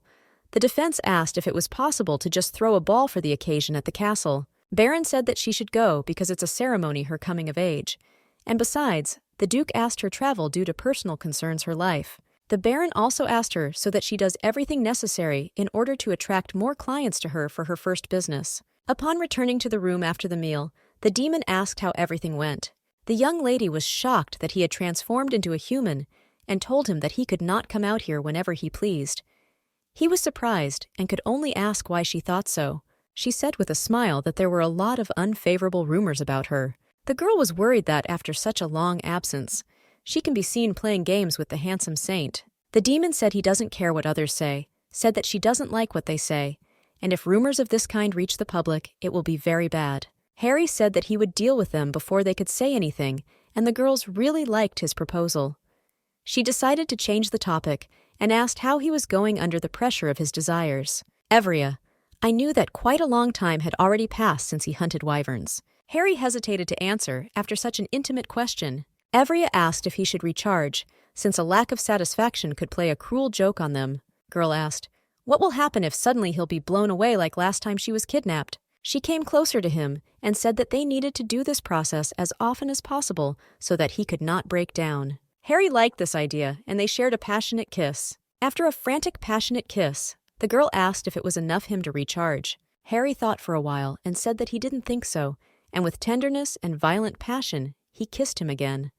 Her. After a passionate kiss, he said that he has had enough and has recharged himself. The girl was embarrassed and said that he was a very simple and honest demon, but in her heart, she demanded a continuation. Evria looked at Harry and realized that this recharge was affecting her too. Their romantic moment was interrupted by Jupiter. Jupiter said that he had been next to him all this time. Harry was annoyed and said that he should not have spoken to them like that. He said that next time they need to leave it somewhere. Emma came to them and brought invitations to the event. Evria told her to reject them all. Evria knew that she was absent for not the most pleasant reasons, so that it would be better if the girl announces her return at her coming-of-age ceremony. Emma provided she received an invitation from the king himself. The young lady was very surprised. Evria remembered the letter she sent to the king. There was an innocent threat to his majesty, since she thought that she would not leave the confines of her castle until the end of her days. Evria accepted the king's invitation and visited his. He said that she shouldn't be nervous because she was invited for unofficial reasons, and that's why I said she feel at home. Evrius didn't reassure his words, and she continued to be nervous. The king said that the girl asked to break off their engagement to the crown prince. He asked her if she wanted to become queen. Evria.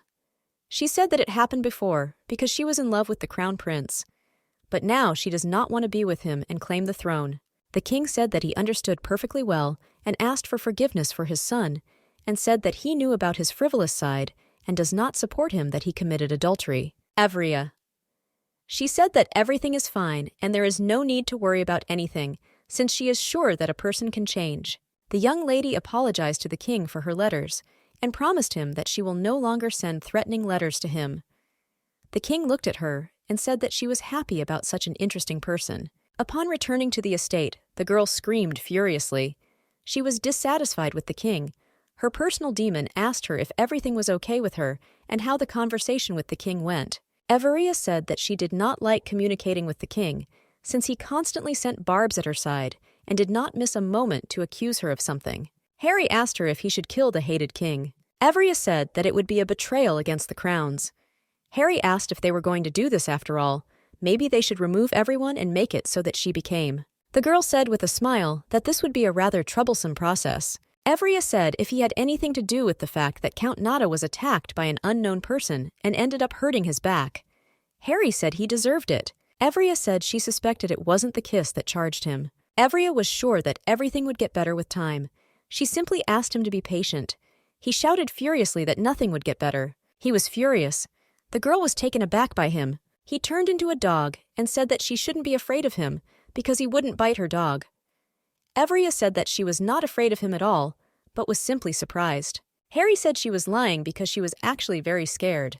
The girl did not understand why she should be afraid of the demon, who, even when angry, worries about her. She looked at him with tenderness and said that she believed his promise that he won't touch her. The demon looked at her and asked if she really believed his promise. Evria. She said that she has no choice. She must believe him, since he is a strong demon, and she is just a person, and she promised that they would catch up. Harry looked at her and said that she was happy and a strange person. Harry said that he offended her, and he decided to deal with him, but since she forbade him to kill, he decided to just punish him a little. Evria and Harry were resting in their chambers. Evria was told by a servant that the prince had come to see her. She thought it was Leiden, and she wondered why anyone else would come to her. Evria thought that the prince came to her because of the blank check she gave to Luke.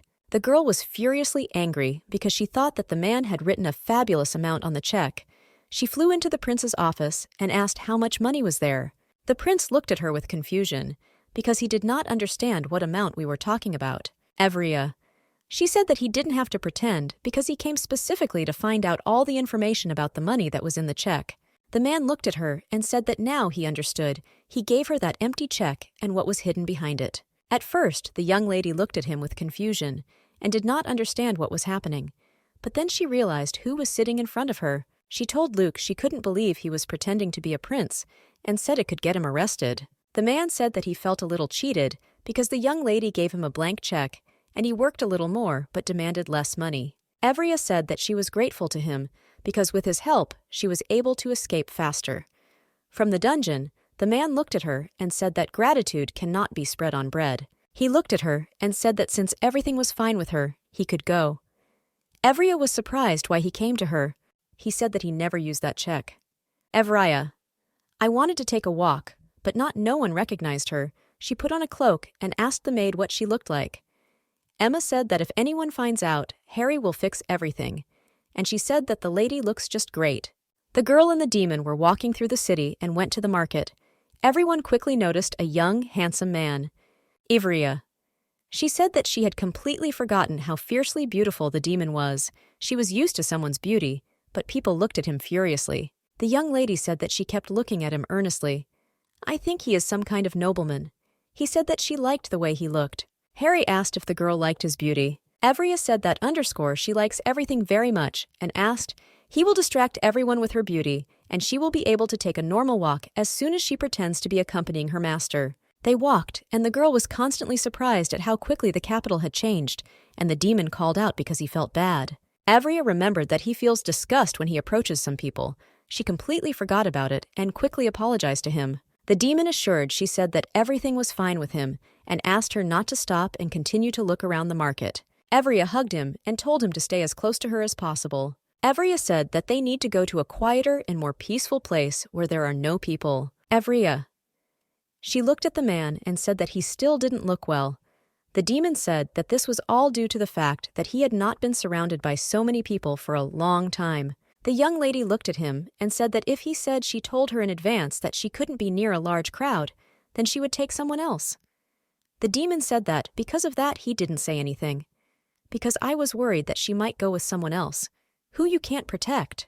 The demon looked at her and said that instead of all reasoning, she needs to hug him like last time, and it will become easier for him because he really needed her aroma. She obediently hugged him with all tenderness and care. The demon felt much better and said that this was all he needed. The young lady asked how he was feeling. He said that she asked for a little better wait for him a little because she wanted to leave. Harry asked where she wanted to go. The girl said that she would like to buy some drink to ease his nausea. He was against her going alone and said that it was better for them to go together. But the young lady was against it. She said that there were a lot of people there, he should not go there again, and asked wait for him, saying that she will buy something sweet and refreshing. She asked him not to go anywhere, as she was going to return to him immediately.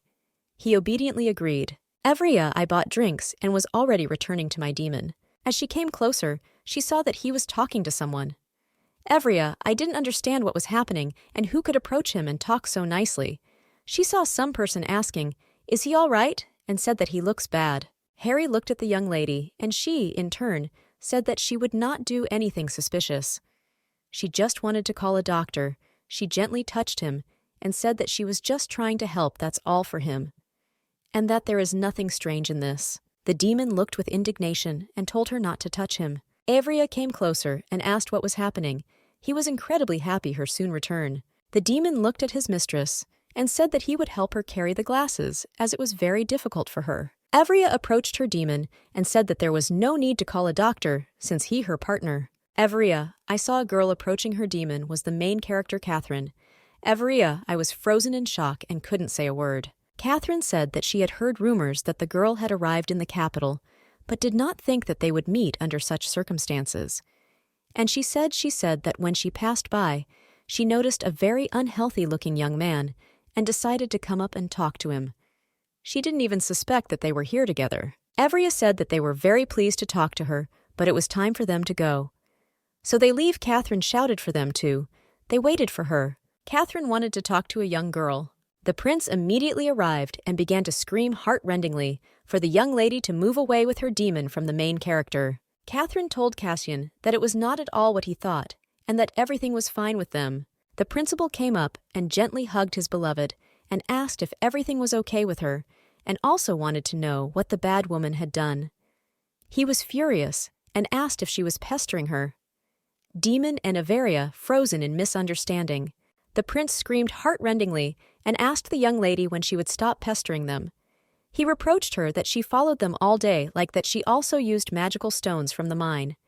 The girl stood and did not understand what was happening, and the prince, in turn, screamed to her that she did all this in order to attract his attention. Evria told Harry that they had to leave because she was starting to feel unwell.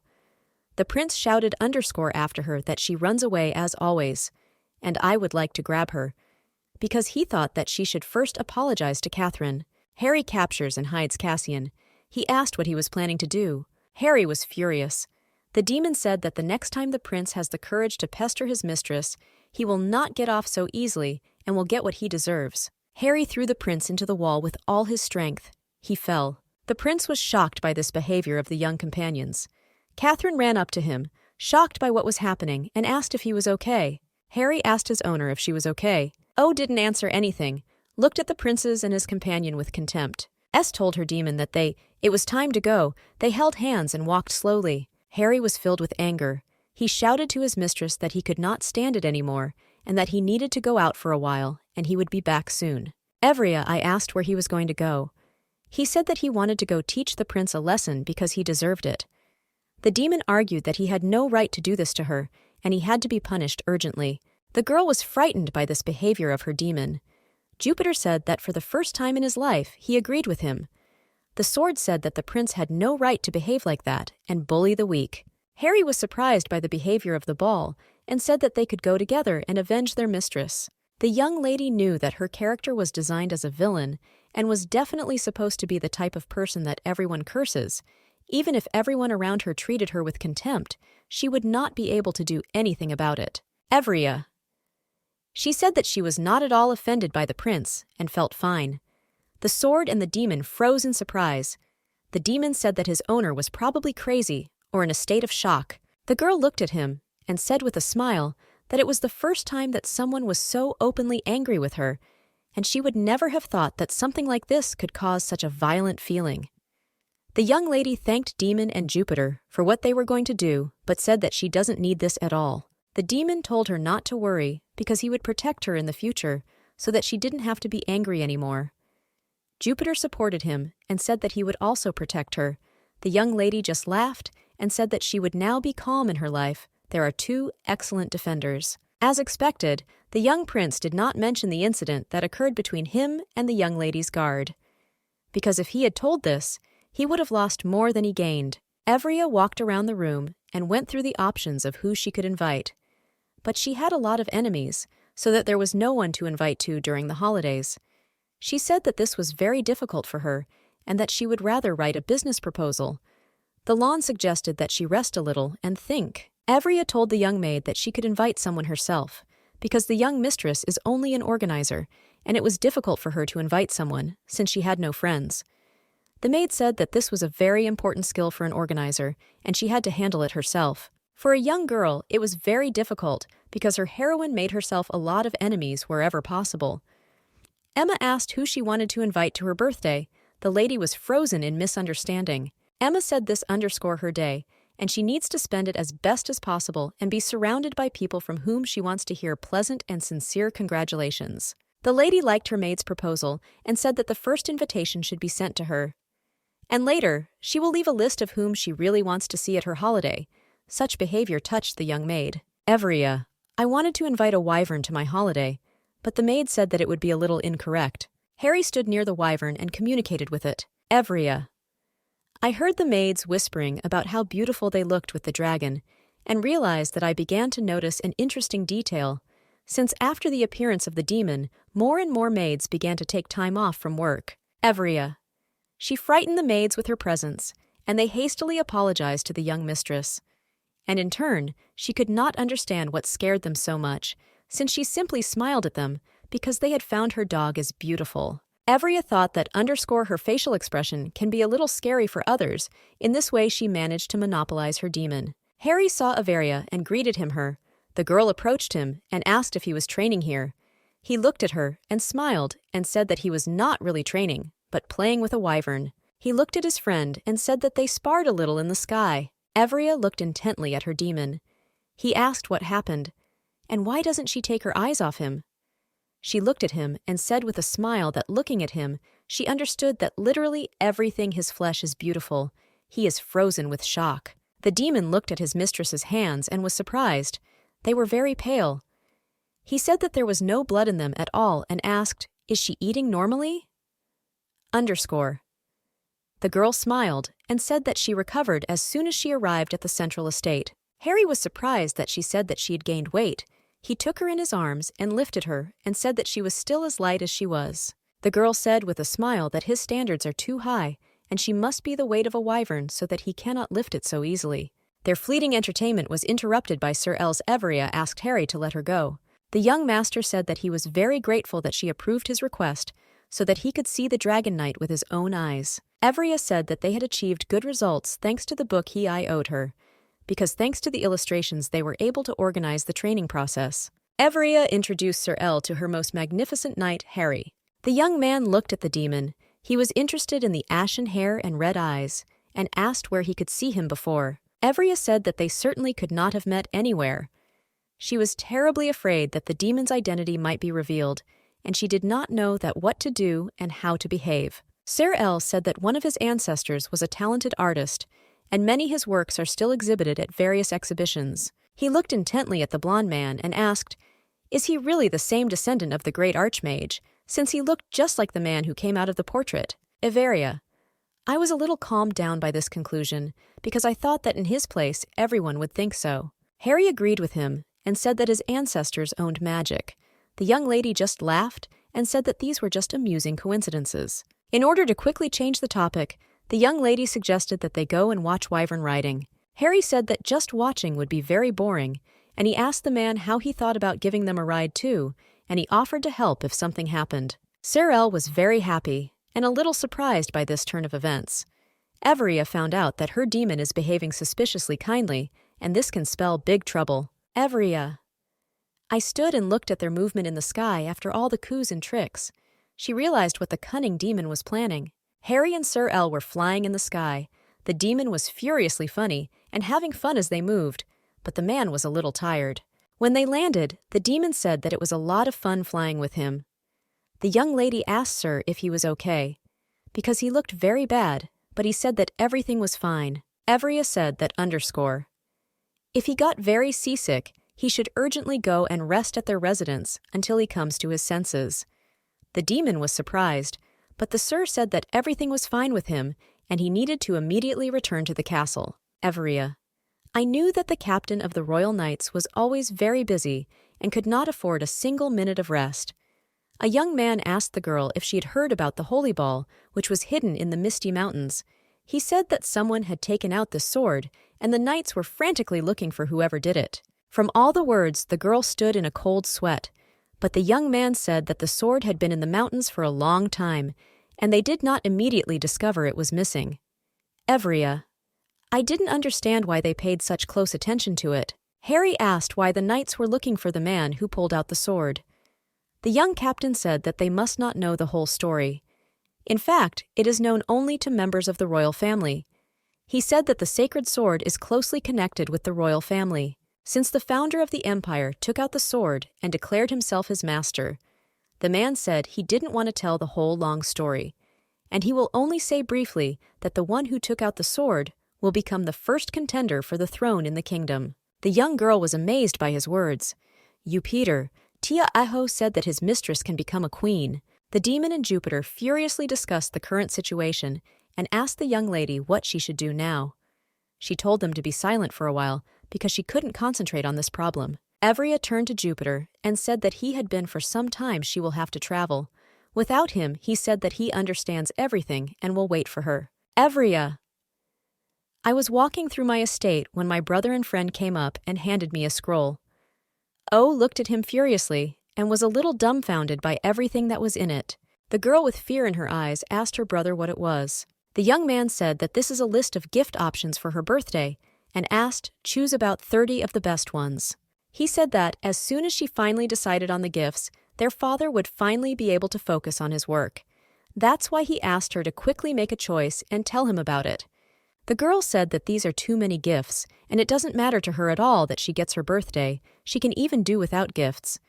That's why I asked my brother for a favor, because she needed to her business was generating income, and so that the stones could be sold, she asked her brother wore a brooch that made her workers. And she also asked that he and her demon brought bouquets of flowers that she had already looked at 5 different points. The young lady said that they would not need to wander all over the city since she had her eye on everything in one area. Her brother was a little surprised and asked why she was sending him with his accompanying knight. She looked at the young people and said that the more flowers they take away, the better, and there will be no need to go several times. But the girl herself just wanted them to get to know each other better. Her brother looked at her and told her to prepare a gift list as soon as possible and ask if she had any other brooches. Everia. She showed him the entire assortment that she had there. There were a sufficient number of brooches, cufflinks, and rings with pure magic applied to them. Her older brother said that the cufflinks looked very interesting and elegant, so that she could personally give them to her father. The girl was at a loss. The man said that it would be more correct if she first gives her father some gift from her collection rather than to him. She hesitated a little, and her brother said that she should personally give him the gift. He added that it was the least she could do after making him wander around 5 different stores. Evria.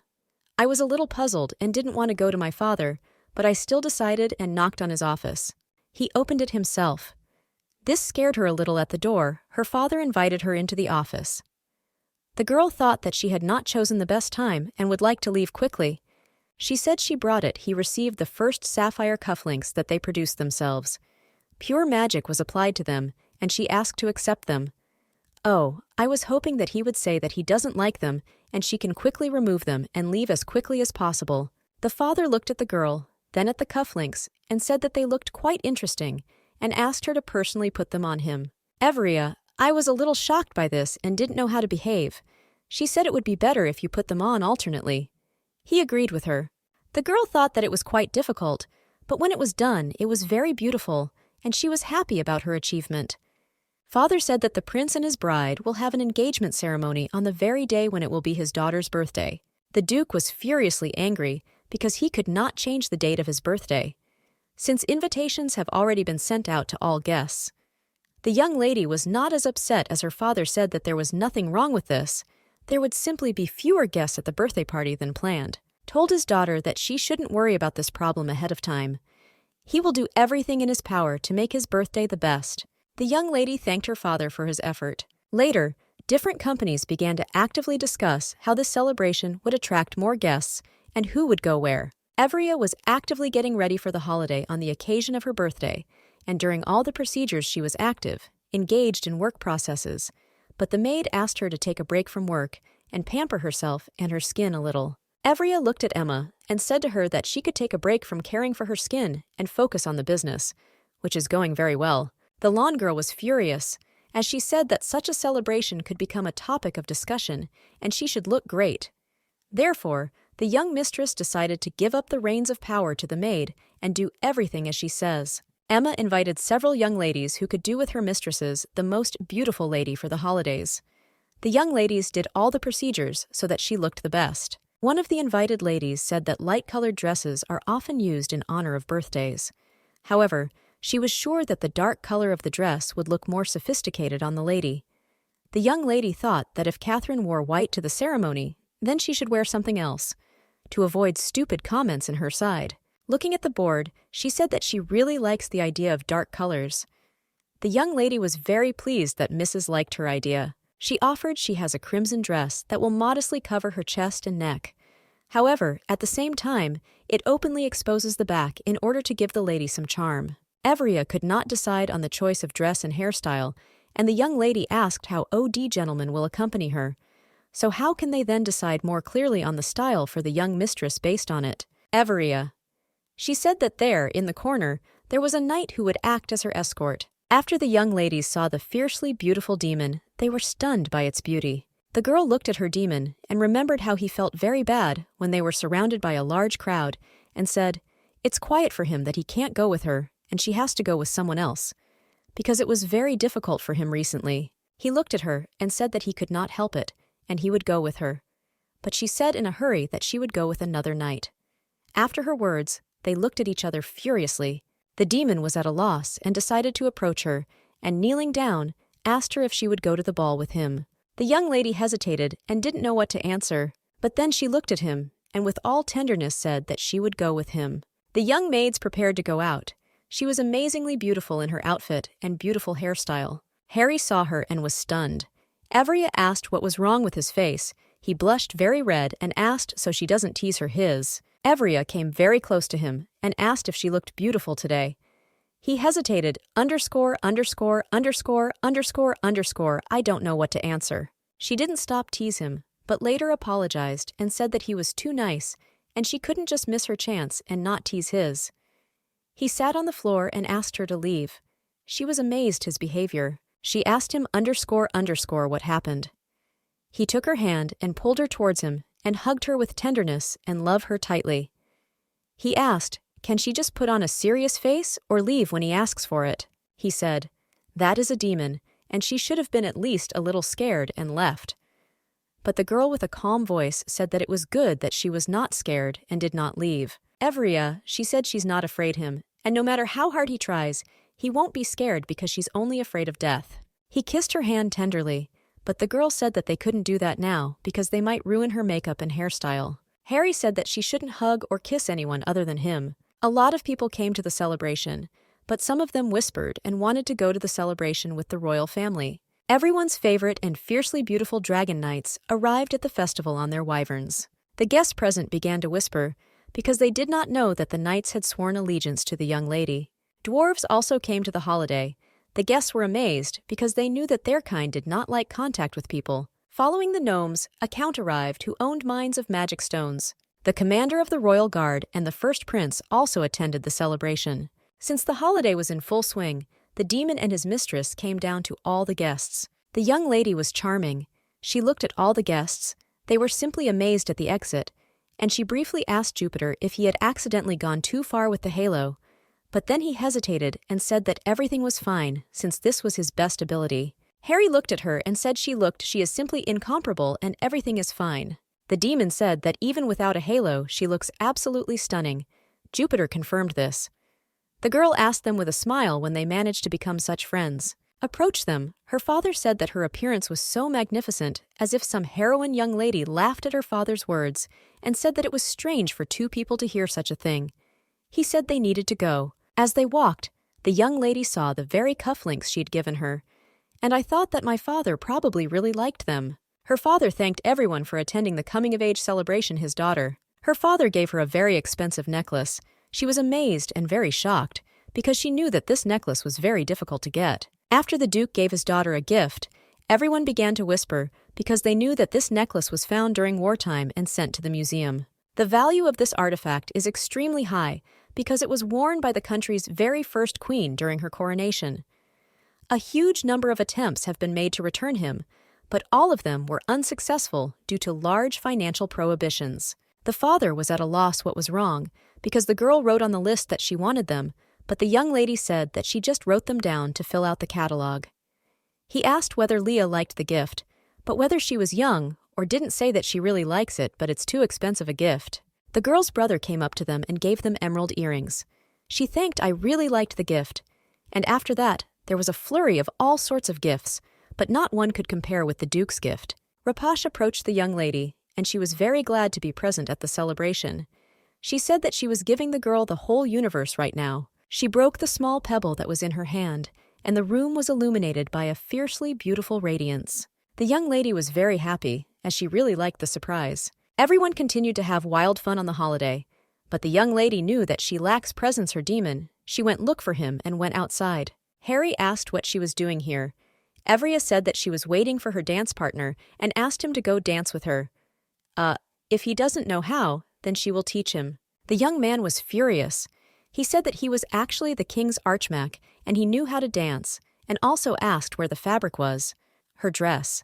She said with a smile that this was the design of the dress and asked if she had seen it before. They started dancing on the balcony for their first dance.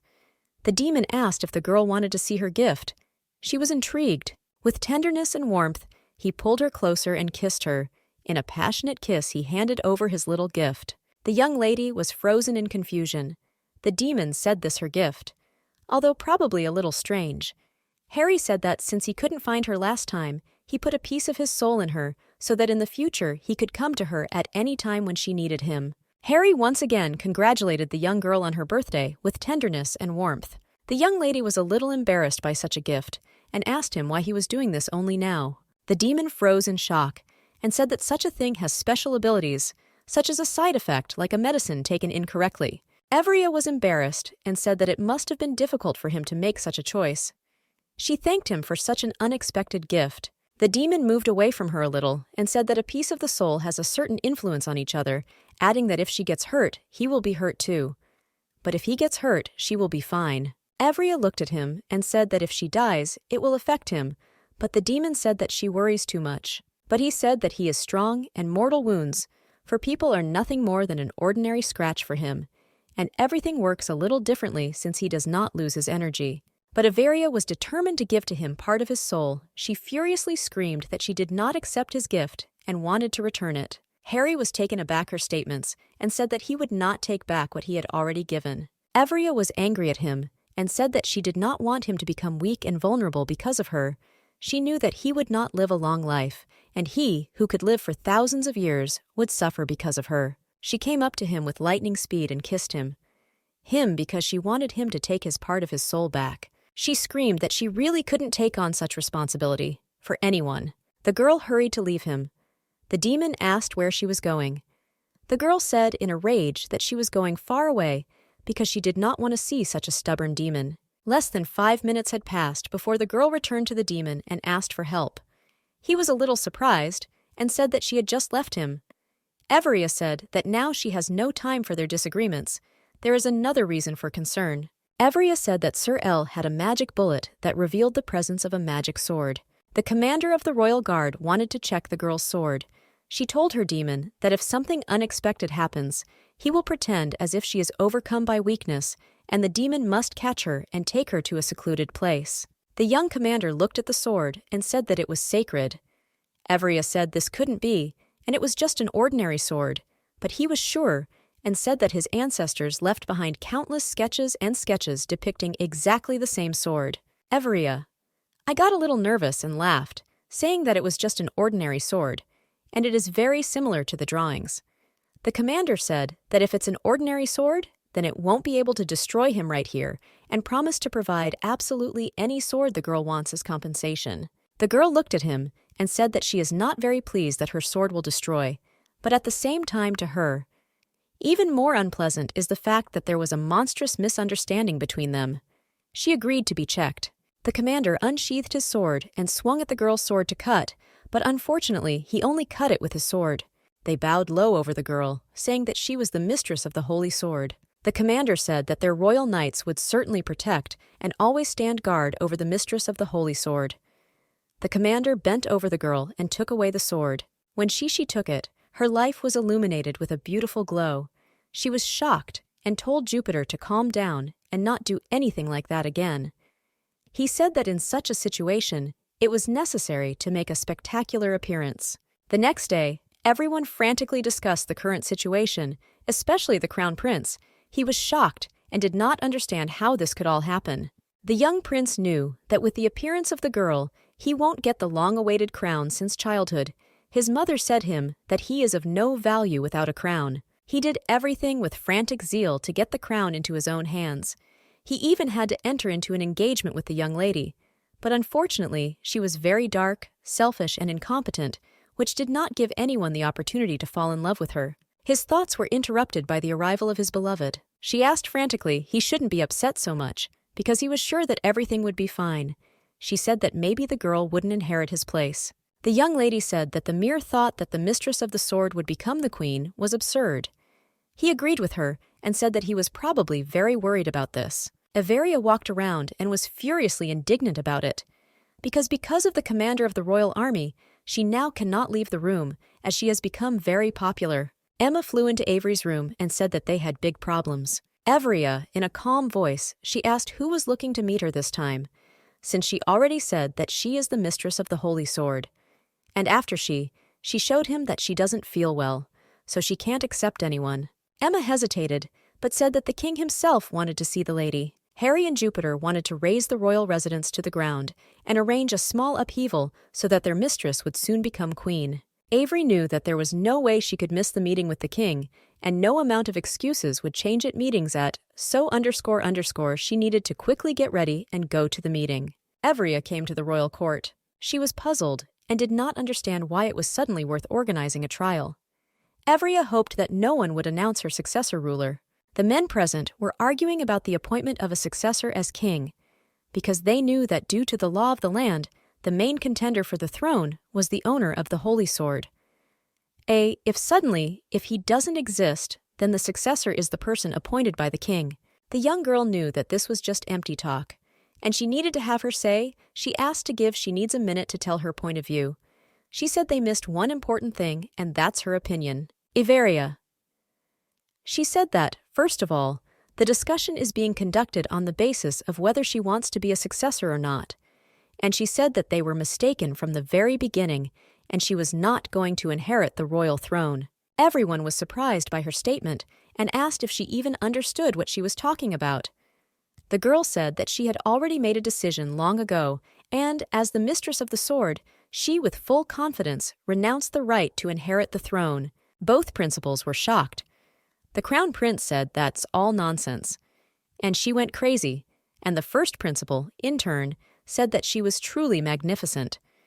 Because she gave such a firm answer, and with all her appearance, shows that she does not like such conversations.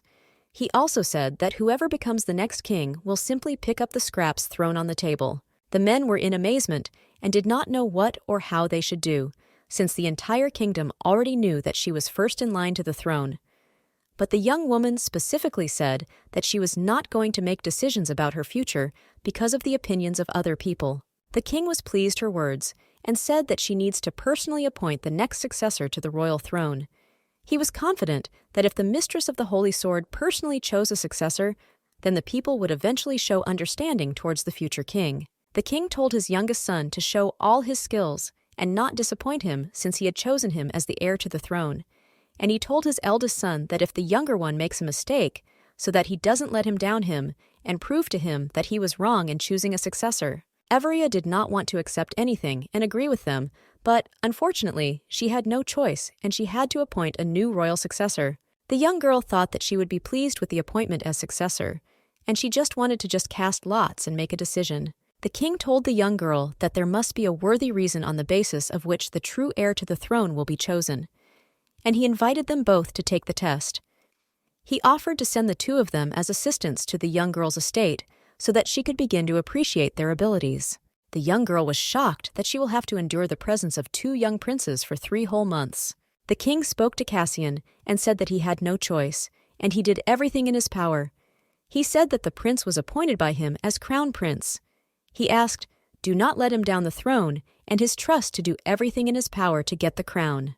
The young prince said that he is not afraid to compete with his brother, but he is haunted by the fact that the judge of their fight will be a woman. The king said that this was a very good opportunity to prove his strength to everyone, and it is a very good fact that exactly that girl will be the judge, because she is ready for all of this for his sake.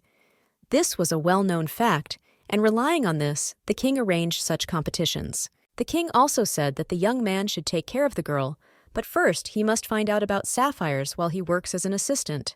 The king said that they must get everything they can get their hands on and not miss a single opportunity. The baron greeted them with joy. He said that he had received an explanation from the girl, but would like to know a few details. The girl said, it's her fault, but I'm the king's. Baron was confused. He said that she is the owner of the Holy Sword, and she should have stood her ground. The girl said that after all, She was not higher than the king and could not contradict him. The young girl and the baron prepared a lot of work for the young princes, since they did not have enough workers to sort out the documents. Evria said that to find out, there must be a king, and their heart they must find out the heart of the people, and with the help of analyzing documents, they will be able to personally take care of the well-being of the residents. The princes were shocked by the whole mountain of documents, and they asked what their fate was for completing this task. Evria said that they have everything for everything. There are 5 days. She added that now the inhabitants of the kingdom, more than ever, are waiting for help from their principals. Evria came to Rapashi. She met the girl with tears in her eyes. The lady was in shock and asked what happened.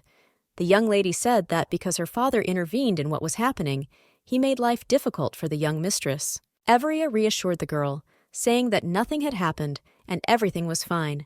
Just that, until the very beginning, you shouldn't have taken the sacred sword with you, and vice versa, even for the better, that her secret has been revealed, and now she cannot be afraid of anything. Evria came and saw 2 princes lying on the floor, and all the documents scattered near them. She was surprised at such a sight. The baron said that they managed to finish sorting out the documents in 4 days and immediately fell asleep. The young lady was in shock because she had deliberately given so much work that she could handle it only in 5 days. One of the princes said that this is not work at all, but some kind of nonsense, and they dealt with it very quickly. Evria asked, "Does he really think so?" If this is so, then next time she can give them so many documents that they can handle them in 4 days. The young mistress told her friend that everything had happened very wonderfully, and she asked, "Give it to your father so that he stops worrying and reproaching himself." Evria said that she was indebted to the dwarves. Her friend asked if a girl has free time in the evening. Young lady said that her princes have changed everything, and now she has a lot of free time. The friend was incredibly happy and said that she had, "I have one thing to do with the young lady." 3 friends secretly made their way into the baron's treasury, namely into the warehouse with alcohol. The girls sat there the whole evening and drank a fair amount of alcohol. The young lady knew that she needs to go to the room and go to bed. Evria entered the first room she saw. These turned out to be the chambers of Prince Leiden. She frightened him with her presence. The young lady asked what the prince was doing in the middle of the night her room. He said that actually it's okay, and he looked at her. He asked how much she drank. The lady said that she had drunk a little and was not drunk at all. Looking at her, he realized that she was pretty drunk. He asked with whom and where she drank. The girl told everything. He carefully listened to her and realized that she needs to be taken to her chambers as soon as possible. He said that he would go and call someone till she was taken away. Evria. She said that she didn't want to go anywhere and she would sleep in this room. The prince looked at her and asked if this was some kind of test. She looked at him with misunderstanding. He realized that this was not a test. She was just drunk. The young prince told her not to leave the room under any circumstances, and he would quickly go and bring someone. Evria woke up in the prince's chambers. She remembered everything that happened, and did not understand why she remembered everything so well. She remembered her conversation with the prince, and thought that he, looking at her, probably thought that she was completely out of her mind. Harry saw that she had woken up and asked how shocked she was that he had been here all along. He asked if she recognized him. Maybe she would begin to recognize other people in her environment. He was furiously angry with the girl. She asked what happened because she remembers that she simply fell asleep in the prince's room. He was angry and shouted at her. He said that it was he who should ask. What exactly happened to her? The girl asked. That became friends. Harry said they are very busy right now. For their misdeed, they were reprimanded by the baron. Harry said the girl shouldn't hang out with them in the future. She just laughed and said that he couldn't forbid she has fun with her friends. The demon said her friends teach her bad, and she shouldn't communicate with them. The girl asked the young man to put his cold hand so that she could lie on it. Because of this, she felt better, and asked, "What happened yesterday after she fell asleep?" The demon said that the prince came to her room and told him everything that happened with the drunk girl. The young lady was angry and asked what he was doing so late at her chambers, since at the moment this is simply unacceptable. The demon looked at her and said that her room is her bed, her shoes and her books. Therefore it is quite natural that her chosen one will be there. The girl said that this is acceptable when he is in dog form, but when he is in human form, he should not be in her room late at night, as others may think and spread inappropriate rumors about them. Harry said that his rightful place is next to the girl, and this is not discussed. Evria asked Harry if he wanted to do something. She meant activities that were not directly related to her. She said that she would like to see him have worries and new friends besides her. Everia asked Harry what he was doing when he first came to the world of the living. He looked at her in surprise and said that when he came to the world of the living, he carried out the will of his summoner and constantly killed people. Everia, she said that she did not demand this from him. Harry said that she forbade him a lot. The girl said that she would like him to live his life like other people and not for the sake of his master's desires. She said they could be like friends, and he could do anything he will want to do, except for some things that she forbade him to do. Harry said he didn't want to be just friends with her. The girl was furious and didn't understand why he said that, but she told us that he would never find such a wonderful friend as her anywhere else, because she constantly cares about others and did not understand how she could say that. He came closer to her and kissed her with all tenderness, her look in her beautiful eyes. Harry said that friends can't do things like that. Frozen in bewilderment, he smiled, and in response, the girl was furious and told him to leave as soon as he could. Everia came to the princes and said that it was time for them to resolve issues more serious than paperwork. The girl said that there are more important problems. Since their city has 2 rainy seasons every year, and there is a lot of rainfall, and due to heavy rains, the river overflows its banks, and this threatens a severe catastrophe and flooding of some cities.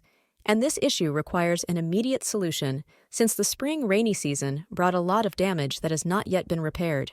The princes decided how best to avoid the global problems of the current situation.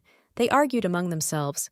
The young lady said that they needed to act together and solve this problem together. Everia said that they must, at their own discretion, take measures to prevent the river from flooding in order to eliminate unnecessary damage and save residents from a terrible disaster. One of the princes asked what budget they had to resolve this problem. Everia.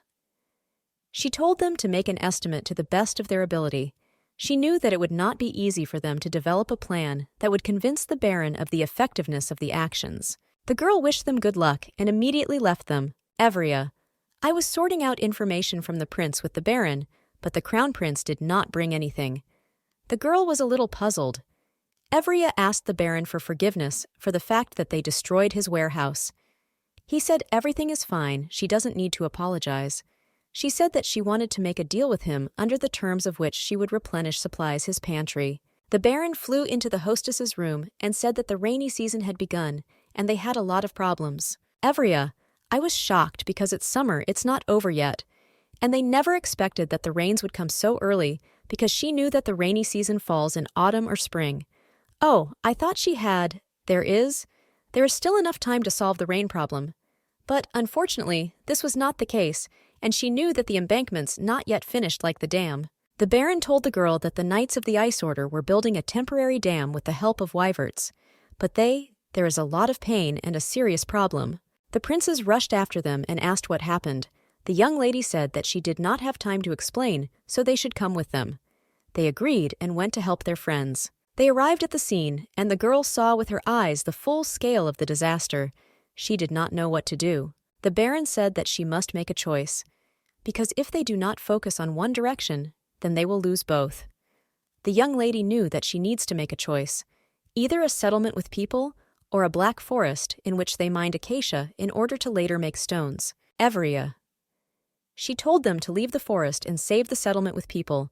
Later it would come down and give instructions on what they needed to do. Harry came to her aid. She asked what he was doing here unless he was flying a wyvern, and asked its faster to connect to work. He looked at her and said that if she asks him, he can save both places. The girl looked at him with misunderstanding. He said that she could ask for a favor from the best demon that ever existed in the world. She was shocked and said that she didn't think about it right away. She asked him not to let the river overflow its banks. Harry said that the request was accepted with tenderness and kissed his hand. With the help of his blue flame, he began to turn his plans into reality. Everyone looked at him frantically, and at the blue flame, they did not know what he intended to do. They saw how the river disappeared, and with it all the clouds filled with rainwater later also disappeared about the blue flame. And everyone immediately realized that it belonged to the legendary archmage. Everia in joy, she rushed to her savior.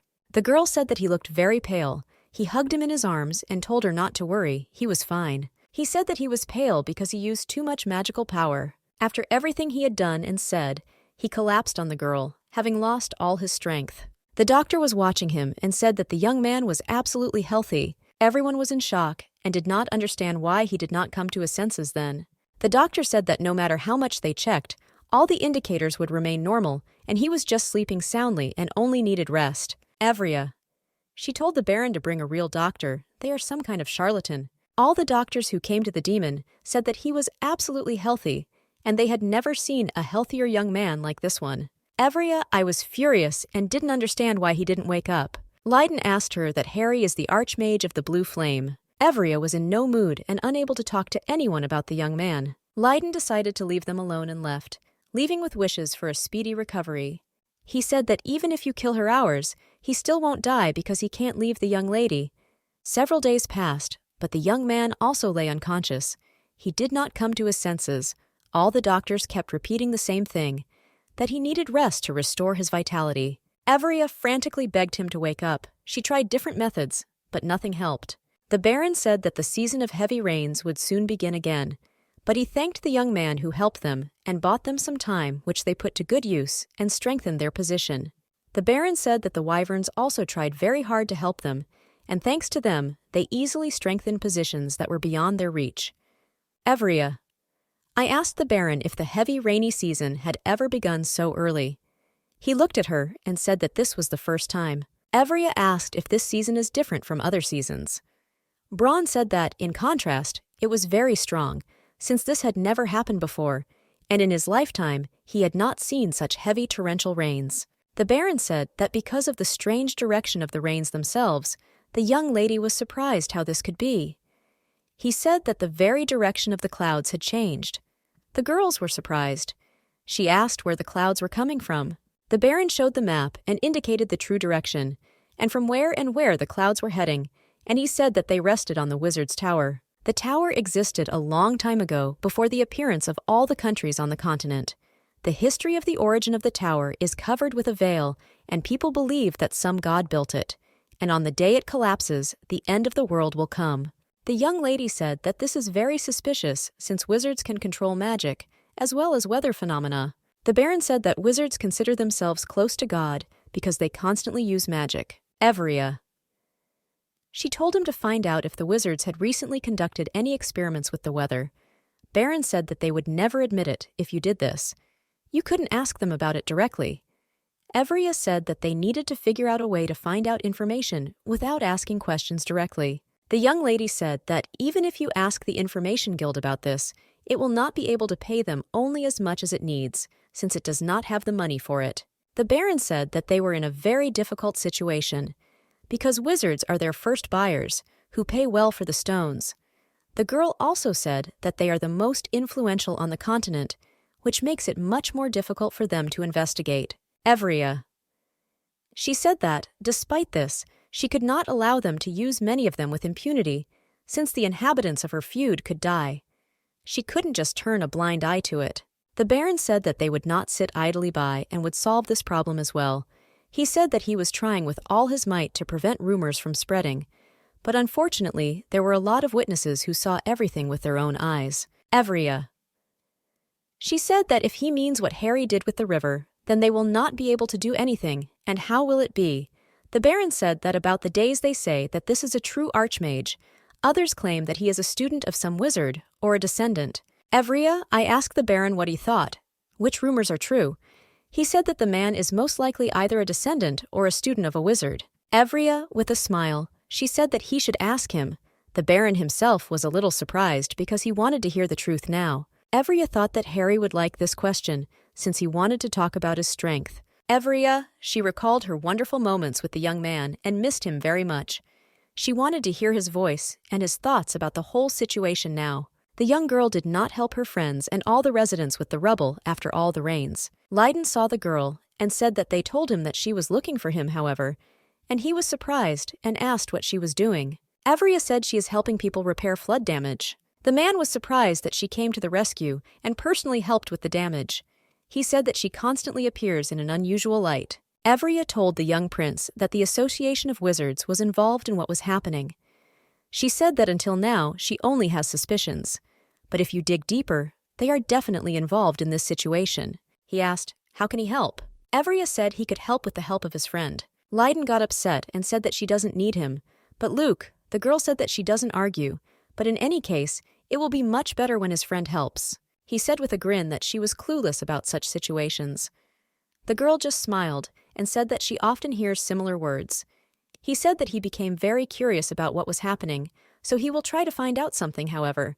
It won't be free. Evria was surprised and said how much he will need money. He looked at her and said that she looked like he was extorting money from a small child, also adding that this was not her personal funds. Princip looked at her and said that he was writing several sentences to the Baron, but he refused them.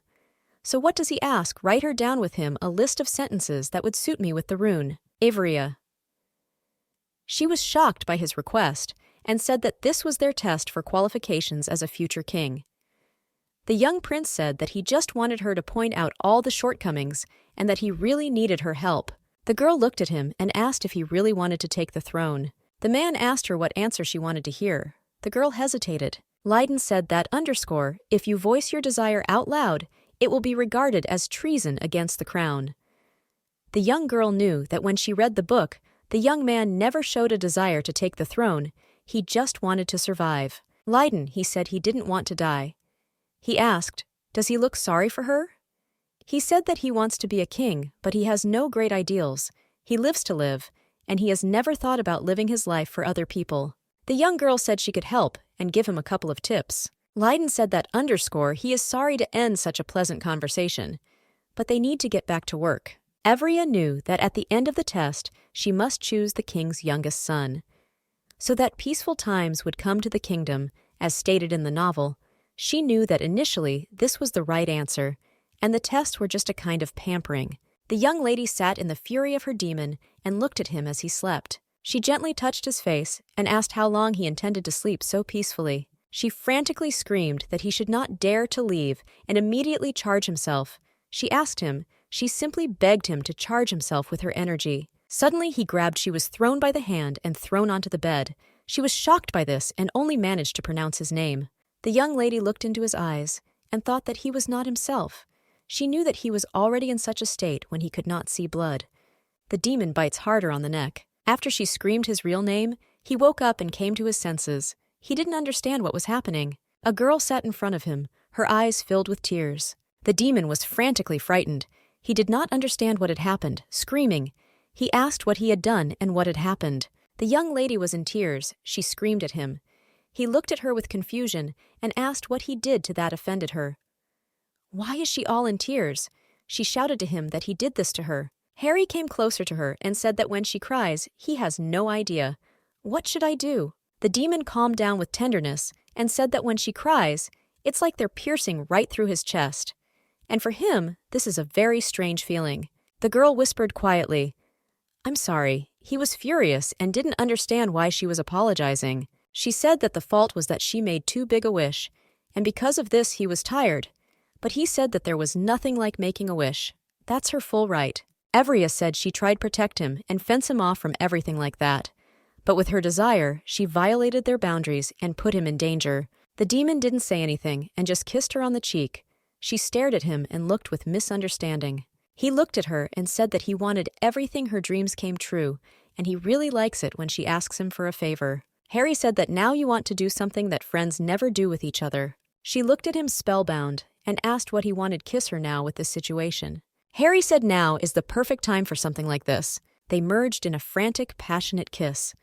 Evria liked that sometimes he acted very stupidly. After the kiss, the girl said that now he was not as constrained as before when she kissed him for the first time. He was very tense and seemed to be petrified. The young man smiled and said that apparently the training was very effective because he was a very diligent student. She misunderstood and did not understand what kind of training we were talking about. Harry said he was studying with Emma. Evria was taken aback by this statement, and she wanted to quickly leave him. He asked how she liked it or what. She left him, and he bombarded her with questions, but I received no answer. The girl gathered her courage and said that it was just her personal problem, and he shouldn't pay attention to it, and slowly walked away. She sat down on the floor, pressing her knees to her chest and feeding herself for not understanding his words correctly. She thought she was just fooling herself. He's just a demon and nothing more. She thought that she had fooled herself by thinking that she was an unusual person for her demon. She was very ashamed of her behavior. The girl knew that she was simply a partner for the demons to remove their thirst for attraction. Evria explained her plan, which she wants to bring to life, on the origin of the great archmage, so that no one has any questions about how and where he came from. Harry was happy and said that now he can safely use it. The girl agreed with them and said that he could use his power as much as he wanted. Evria avoided his. He asked why she didn't look at him and looked away. He asked this because the last time he was bad. The girl looked at him, searching, or said that she was constantly looking at him and said that she needed to go to the Baron and explain their plan to him. Leaving the room, she leaned against the wall and thought about the situation. She knew what she saw when she saw his face went into a frantic rage because of this whole situation. Rumors about the origin of the Archmage immediately spread. The Baron was very happy when he heard that the Archmage would continue to live in the estate free of charge. After everything that happened to them, the man with the Association of Wizards, he frantically wanted to greet the descendant of the great Archmage himself. The Baron told Averia that the mages were very annoying and he wouldn't just leave them. The girl looked at him and said that they had another headache. Harry looked at the young magician and said that he would not teach him anything.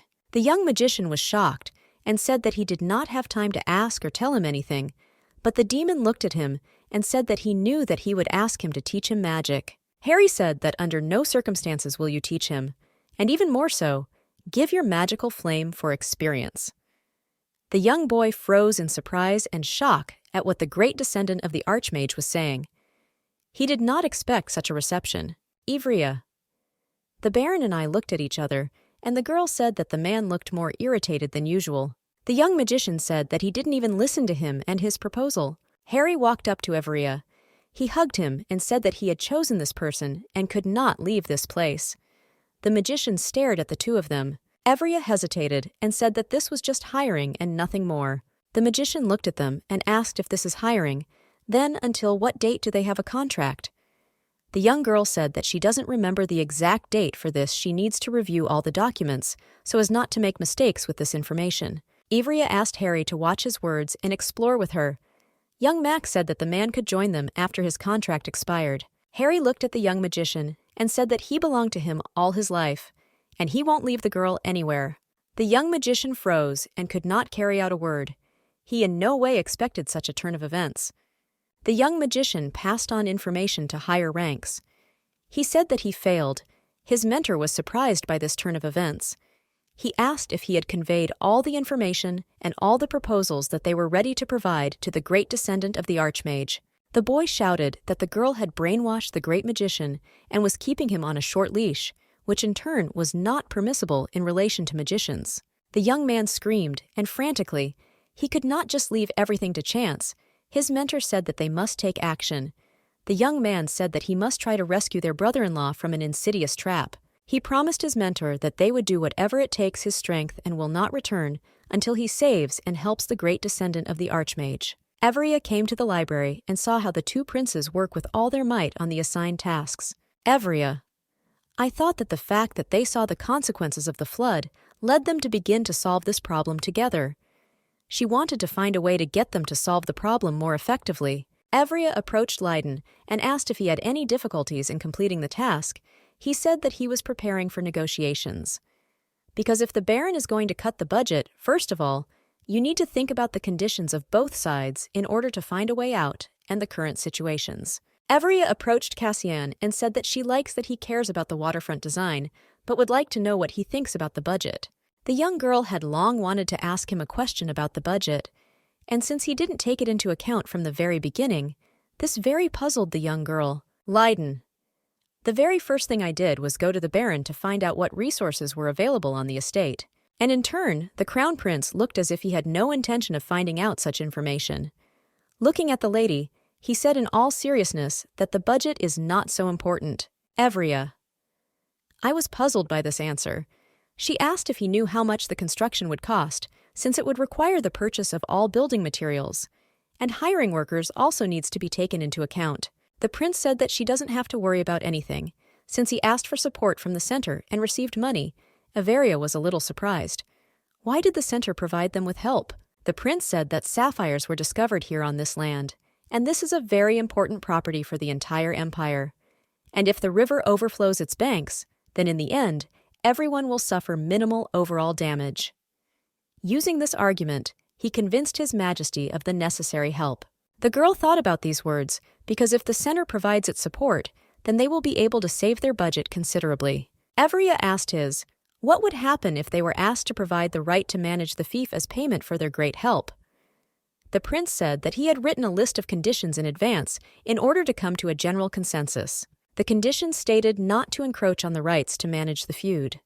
The girl looked with her eyes wide open and could not believe what she was reading. Leiden was shocked and angry that his brother had bypassed him and asked his father for help. He said that his brother did everything too easily.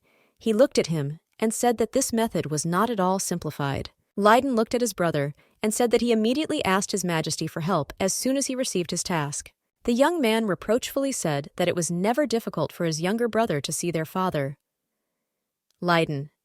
He was very upset and said that his efforts once again showed how stupid he was. The young prince left, leaving them looking after him in bewilderment. Left without a mother, the young prince gradually moved away from his father, who was not at all interested in him. In return, the emperor surrounded his beautiful new empress and second son with love, discrimination that began from then on and continued to this day. Cashin, I'm used to receiving love and all kinds of support. Evria followed Leiden. Then he asked her if she thought he was a capricious child who takes out his anger on his younger brothers. Evria. She said that she under no circumstances thought of him that way. He in turn said that this is exactly what the young prince thought, and said that his brother took the simplest path and he has no reason to be angry. Evria said that he has every right to be angry, and also added that she sometimes gets angry too. He was surprised and said that there was a holy sword and an archmage. She looked at him and said that this was not at all what she wanted. He was surprised and asked why she followed him. Evria said that it seemed to her that he was inflicted another mental wound. He was surprised and said that he had no idea that she had such a good disposition. Evria. She said that it was nothing like that, and she didn't have a good disposition. He looked at her with a smile and said, "Didn't she really come to console him?" She said that in the eyes of others, they looked like close friends, so she followed him. He asked her in a surprised voice, "Isn't that really true?" She looked at him and asked whether to tell him the truth or what he will like it. He said that he is visited by a very strange feeling because the most unapproachable girl has come to console him. Harry sat in the room and was furiously angry. He was expecting the arrival of Etheria, but she was gone for a very long time. When she came to her room, she saw the demon sitting on the bed. She hesitated and said that she still had some work that urgently needed to be completed and hurried to leave. He blocked the road, not allowing anyone to leave the room, and asked if it was necessary she should deal with all the matters right now. The girl quietly whispered, "No." He spoke tenderly about her and asked why she had been so busy lately. He said that from the very morning until late evening, she is completely invisible, and when she comes into the bedroom, she immediately goes to bed. Harry said that even Emma hasn't been seeing her much lately. Evria, that there really has been a lot of things going on lately, and when she's done, she'll have fun with him. She smiled at him with tenderness and a forced smile, but she wanted a little time to put her thoughts in order after misleading herself. Harry really demanded that she say how long it would take for them to communicate normally, but the young lady didn't know what to tell him. He asked she should wait aimlessly. Evria said he might not wait at all. Harry came up to her and said that she was the whole world to him. He said that if she doesn't exist, then he too will have no reason to be in this world. He said with tenderness in his voice that all that makes sense to him is only her. Harry said that she comes first for him, and he asked, "Why can't her heart take the same place?" After his frank words came up and hugged him tenderly. She looked at him and told him to return to the Wizards' Association and unwind a little. She thought that during this time she could put her feelings in order. The young magician was offended by Harry. Evria said he needed to treat his wounds. The magician said that she is pretending to be what she wants to provide, helping him, is not thereby trying to rinse her brains. The young lady looked at him and said that she did not have such an ability. Harry furiously mocked the young magician, every now and then doing some tricks with him. The magician said that he wanted to end this tedious battle by talking. After all, they never had a calm conversation. The girl agreed with him. The young man invited the girl to go to his room, and he could treat her to tea. She hastily agreed to go with them and said that their conversation would help them dispel the misunderstandings that had arisen between them. The young lady entered the room and looked around. She said that she had the feeling that a real magician's office had appeared in the castle. Young Max said that thanks to her, he could live in the castle with all the amenities and thanked her for such a welcome. The young lady looked at all the objects and frantically asked what they were for. He hurriedly told what was what. She was amazed and said that he was magnificent because he had done a lot of things. He said that although his magical power is not very great, he has the talent of creating magical artifacts. Evria asked if she could learn how to make such artifacts. He said that even in her case, with such a small amount of magic, everything is possible. He said that a small test could be done.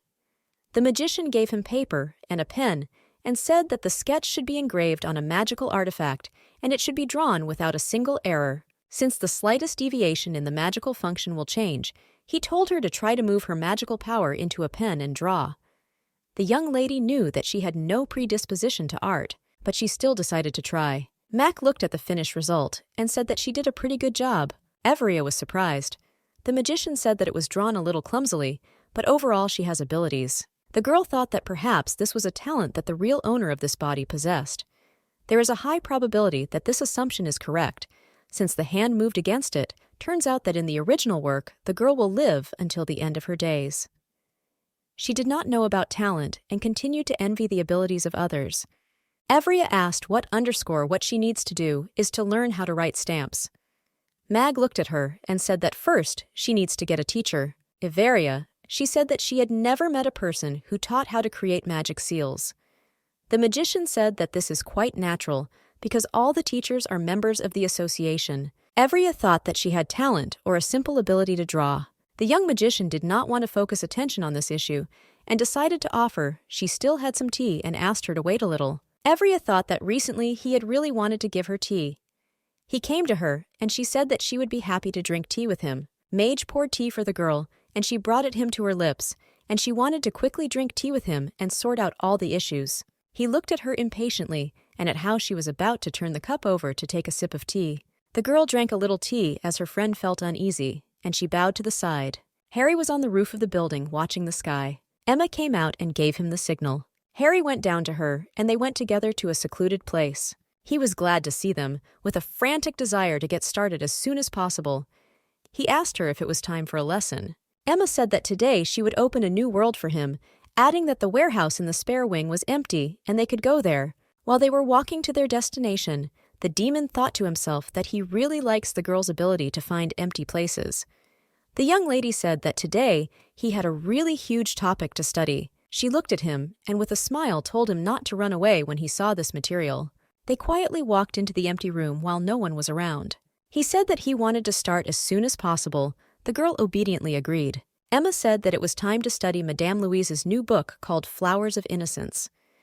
Emma said that this was quite a scandalous work that shocked the entire capital. Harry looked at it and said that the title was a little weak for the author. Emma said that the master always surprises with his original style of presentation, so a surprise awaits them. She said that this work is so stunning that it was called the Rebel Book, and she managed to find this copy with great difficulty. Emma hurried him and said that she wanted to quickly start reading the most interesting rebellious book. The young demon agreed with her. Harry smiled to himself and said that he would study hard today and not miss a single chapter. After reading the book they talked. The girl said that after he caught her red-handed, she thought that he won't want to know her anymore. But she could not even imagine that in his person she would find a like-minded person who would share the same love for novels. The young man thought that it was very surprising that there was no such book in the demon world. Harry really wanted to please the young girl, but unfortunately he went crazy because he did not know a specific way to do this.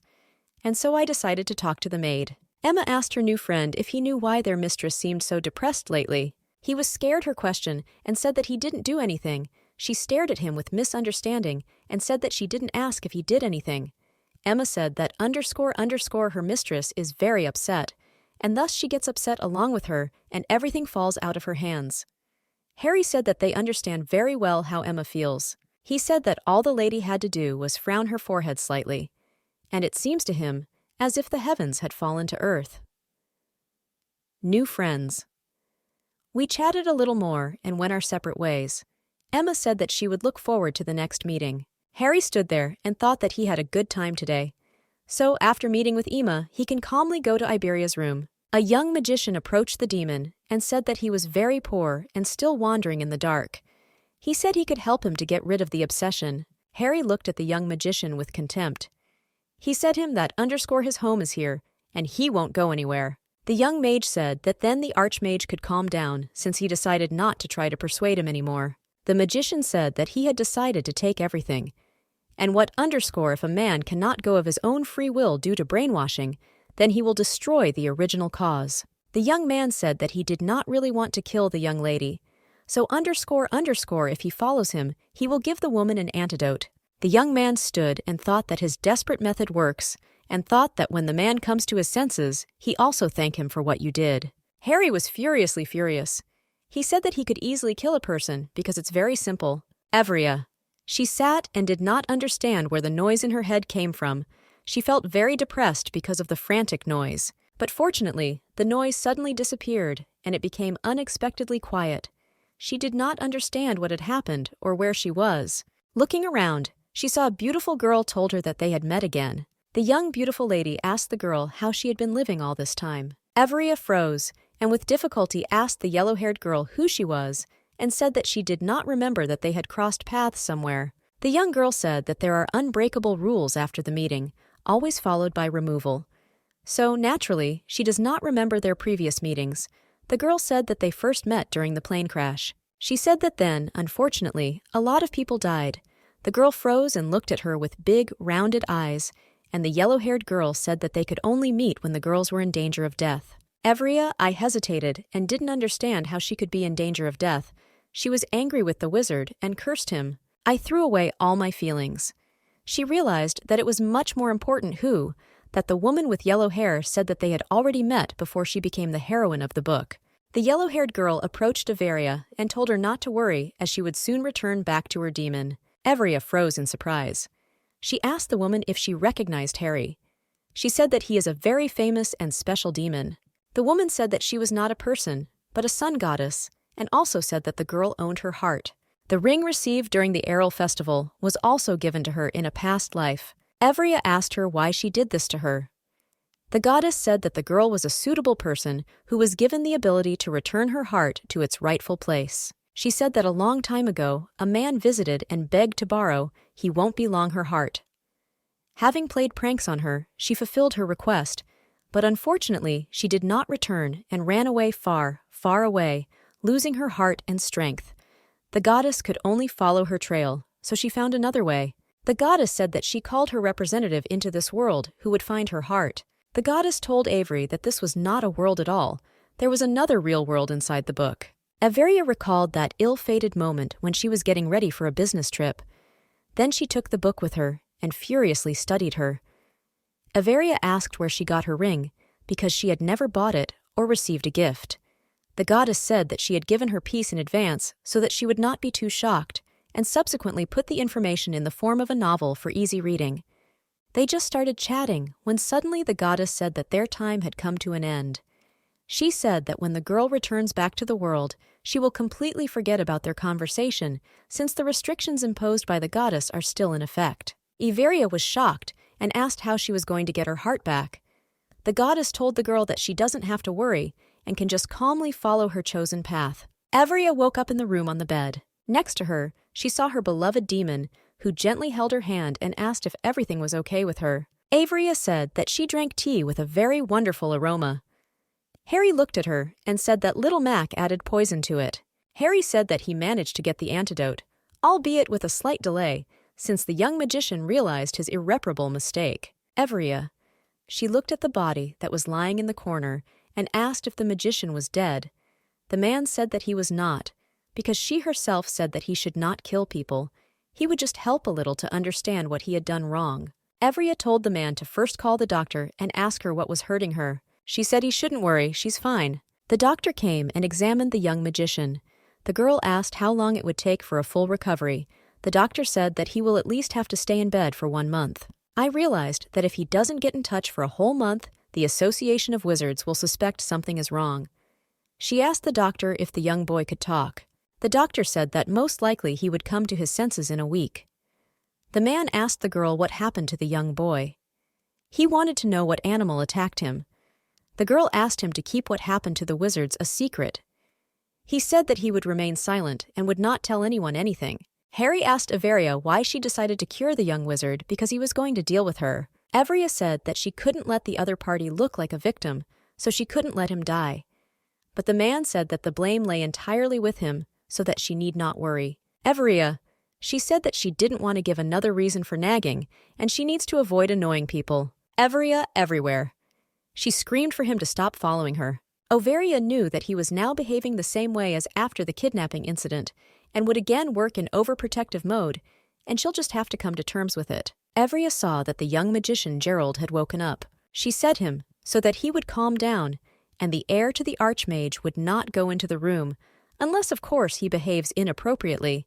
But he was very scared. Averia, I asked him if he understood after everything that happened that there was no brainwashing. She asked him to pick up his things and go to the Wizards Association.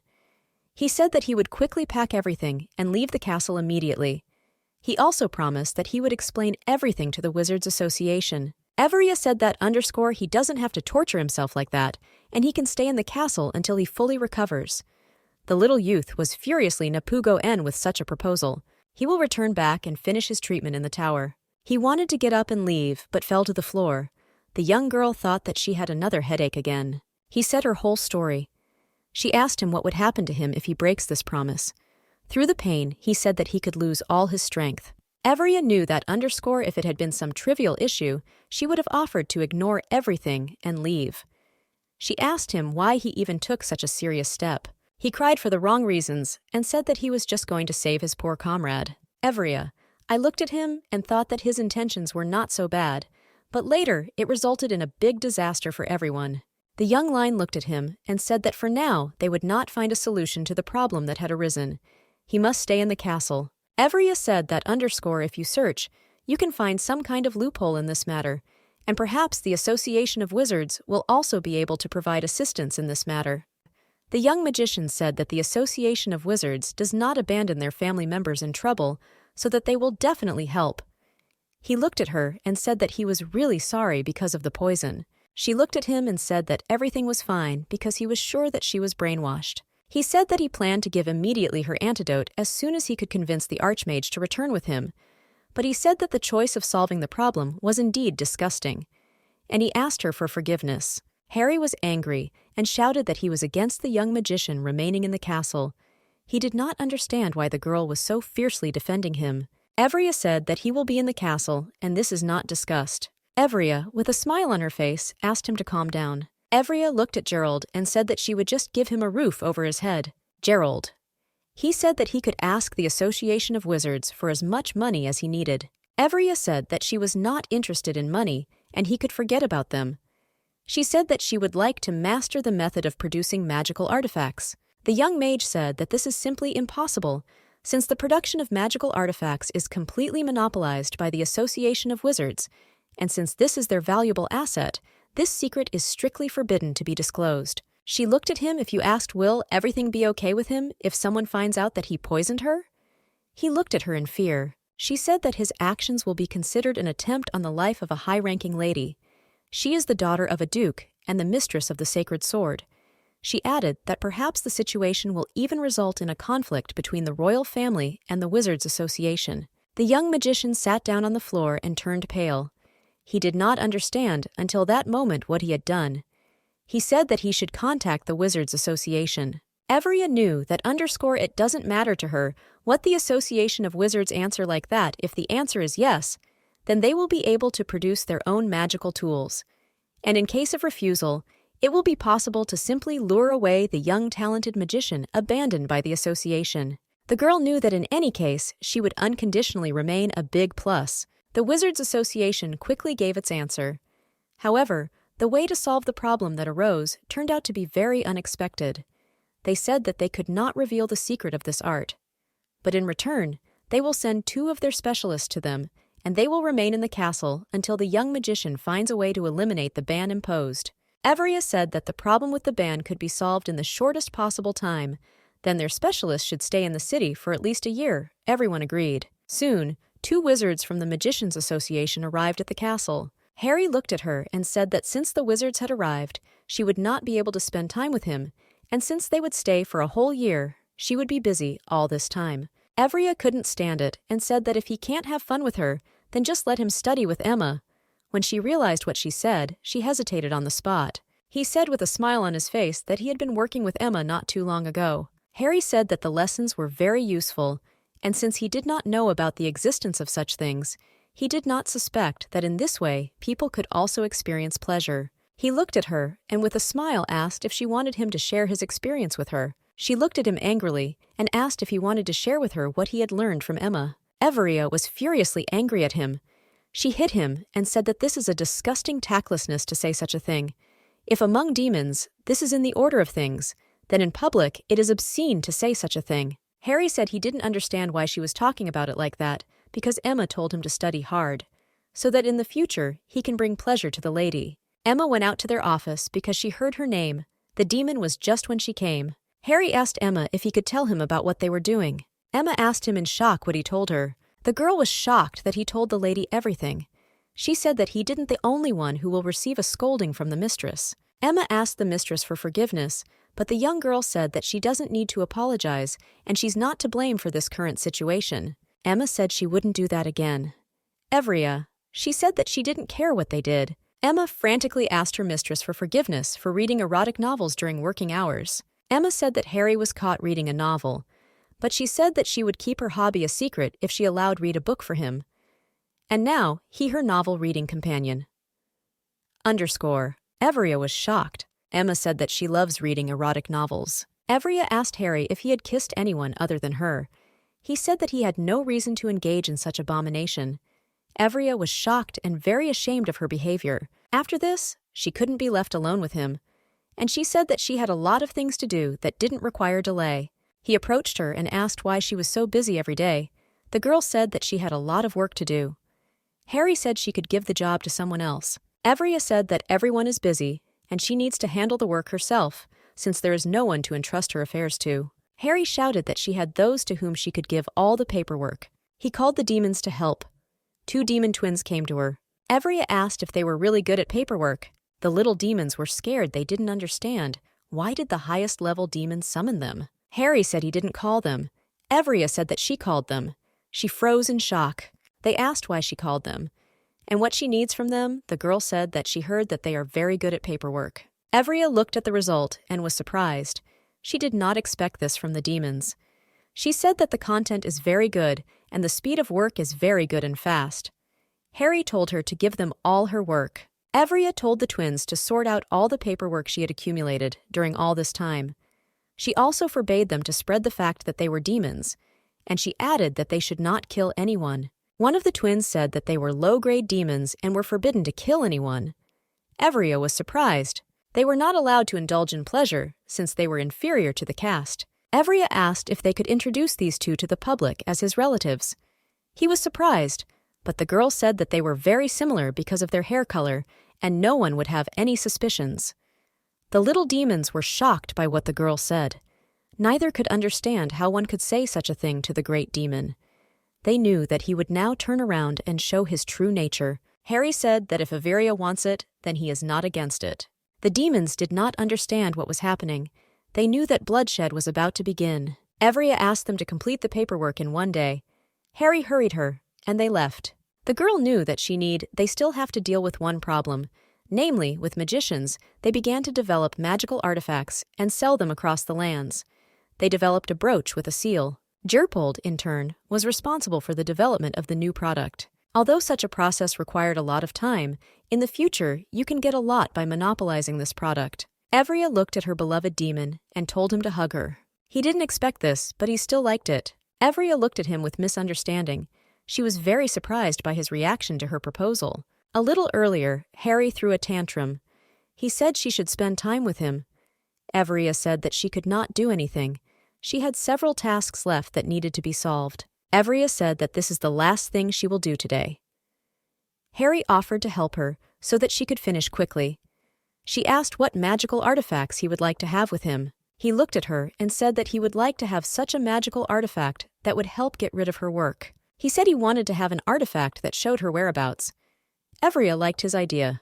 She asked him to continue talking. He told her his ideas, and she, in turn, frantically wrote down all the information. She finished writing. Evria said that his stories about objects of the demonic world helped her a lot. Harry asked the girl if she had finished all her work. Evria said she was finally done. He picked her up and carried her into the room. Harry asked the girl if he could now do whatever he wanted with her. Evria said he could do anything. He laid her on his lap and said that he should take care of her. She looked at him and realized that she had to thank him for his long wait. She confused him with her intense gaze. He covered her eyes with his hands and told her not to look at him like that. He moved closer to her and asked her not to move. He kissed her with all tenderness. Evria was shocked and could not utter a word. She didn't expect this from him. Evria thought that he was a master kisser, and she wondered what kind of novels he was reading. She thought that she should be angry with him for kissing his mistress without permission. Evria quickly turned to face him. He froze, not understanding what she would do. The girl kissed him with all her tenderness and passion. Harry didn't understand how anyone could move so unexpectedly. Evria said he didn't stop her himself. She looked at him and said that if he wanted to kiss her so badly, he could have just said so. Harry said that the kiss happened spontaneously. Initially, he wanted to lull her to sleep. Evria was surprised. Harry said that lately he hasn't been able to sleep with her while in human form. Evria said they could sleep together during the day. He was surprised. Evria said she could afford to do this with her dog, although Harry was thinking a little differently, but he liked it that way. Everia with tenderness and speed. Evria said that she planned to just sleep next to him tonight, so she didn't want to say anything more. Harry turned to her and asked if the day might come when she would want to do more than just sleep next to him. Evria said that perhaps such a day would come. To celebrate, he hugged her tightly. Evria said she couldn't breathe. He kissed her tenderly and wished her a good night's sleep. Evria received a request for help from the royal family. Baron said that they wanted the girl to help them eliminate and pacify the trolls in the western border forest. The girl looked and said that the forest was still far away in the wild. It has borders, and from the very beginning, this fief was not under the jurisdiction of the royal family. So she did not understand why they turned to other fiefs for help. The Baron said that this was an unprecedented case, since the message reached all the Violas who had soldiers at their disposal. This meant that at the moment the situation was much more serious than in previous years. Evria said that she wouldn't want to her knights risk their lives solving the problems of foreign territories, but she could not go against the will of the royal family. The girl told the defense that they should limit themselves to minimal help. The Baron understood everything and said that you would carry out the order. Evria, I didn't understand what was happening at all, since at first they were battered by the flood, and now the trolls. She entered a room that was shrouded in a gentle veil and thought that maybe these were some kind of natural disasters similar to those that were happening all over the earth. She froze furiously because it was cold and windy and asked what kind of snowstorm this was. Leidenai asked her if she had sent him to evaluate their reports. The young lady did not know what to do with such an atmosphere that was in the air after that incident. They behaved like a cat and a dog. Evria said that she carefully read their reports and said that they should unite and think about solving the problem locally, instead of working separately. She believed that in the current situation, it did not matter that they did not get along with each other. The girl said that this problem affects the lives of other people. The young princes froze and did not say a single word. They just looked at each other. Evria. She said that they both have the same goal. They must not allow the river to flood, so joint cooperation is an extremely effective solution to the problem that has arisen. The girl said that although the right of inheritance is at stake, she cannot evaluate only individual work. She wanted to evaluate their group task, but if the inhabitants of the feud, on the contrary, suffer because of the rivalry between them, then they can bear full responsibility for this. Leiden remained silent in response to her long speech. Cassian, in turn, he said that he would think about this proposal and decided to hastily leave. He walked away and left them alone. Evria said that the young prince was so angry because he thought that she was trying to force them to get closer and using joint work as this. Leiden looked at her and asked, with surprise in his voice, if she was definitely not going to reconcile them. Evria said that Leiden wanted to apologize to him, because he holds all the anger on his brother. Leiden said their wills do not play a role in their relationship. Leiden said he heard from Luke. Mages have nothing to do with the weather. Evria asked if they could secretly do such a thing. Luke said such large-scale experiments are difficult to hide.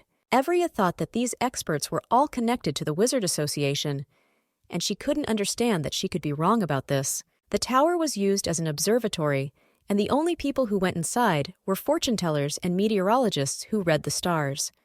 But lately, Wizards have been visiting the tower more and more often. Evria thought, maybe she should personally visit the tower and carefully examine everything. Layden said that whoever is trying to sow enmity between the company that once supplied them with firewood and heirloom sought to carefully hide his true identity. Evria was shocked and did not understand who benefited from their enmity. She realized that he knew who was trying to hide from sight. But I realized that Layden could not speak openly, since the person was of high-ranking blood. Evria did not know whether the king or the queen was involved in this. Layden looked at her and said that she was very smart. Evria said that he gave too obvious a clue. Layden said the queen gave the order. Evria didn't understand why she was doing this to her. She didn't do anything to her, and especially since the girl was never at enmity with her. Evria thought that she might be hostile towards her because the girl broke off her engagement and disrupted her plans to unite with her family. Layden said the queen was haunted by their relationship. Evria froze and did not understand what he was even talking about. The girl knew that they had nothing in common except friendship and work. Layden said the queen thought they could announce their engagement to everyone at any time. Evria couldn't believe his words. But she said that there was nothing special if she married her ex-fiancé's older brother. He laughed furiously, and he said that this is the main problem. Evria said that the queen had miscalculated. She said they have a pretty good relationship. Layden supported her opinion, saying that he believed the same. Evria told the Baron that she must go to the Tower of Roussel. He looked at her with wide eyes and asked why she needed to go there. Evria said that she had heard rumors that wizards had become frequent guests there recently, and in her opinion, it looked very suspicious. The Baron said it was too dangerous to go there in person. Evria was surprised by the fact that the Baron was worried about her safety. She said she was deeply touched. The Baron said that if something happens to her, then there will be no one else to cope with the pile of work. Evria took only 10 people with her, from the knight's own cavalry, and my beloved demon. Evria did not want to take Sir Lionel. Baron said that he had first place in all categories, because he has 100% skill. Evria was shocked, but she still agreed with the list of applicants, and she said that as soon as they lead the detachment, she will set off. Emma came and said that the ordered gifts were ready. The Baron was surprised. He asked if the lady was going to give gifts to the knights who were going on a campaign. He looked carefully and said that at first glance it was a sword pendant. Emma said that the pendants have a spell that allows them to keep the sword clean and tidy. The Baron looked and said that only their mistress could make a practical thing out of the pendant. Emma was shocked by the idea, as she really liked the idea. On the day of departure on the hike, the girl gave them gifts and they were not overjoyed. Everia could not even imagine that there would be such a reaction. The more the lady spoke, the more excited the knights became their wives, and even at some point there was a slight commotion. Evria saw them off. As they flew away, they shouted that they would do a great deed and give all the laurels to their mistress. Evria said with a smile that she did not need any laurels. Evria said with relief that they could now prepare for their trip. Harry was heartbroken. He shouted after him that the girl couldn't just leave, and it was no wonder why he was so sad. Evria asked what happened to him. He extended his hands to her and asked why she did not give him a gift. Evria approached him and tenderly said that she had prepared the pendants since they were going on a hike. Harry said he wanted her to give him something too. After all, he himself is a distant part of his soul. Everia apologized to him and said that she had nothing to give him. She asked the demon whether such a trinket had any significance.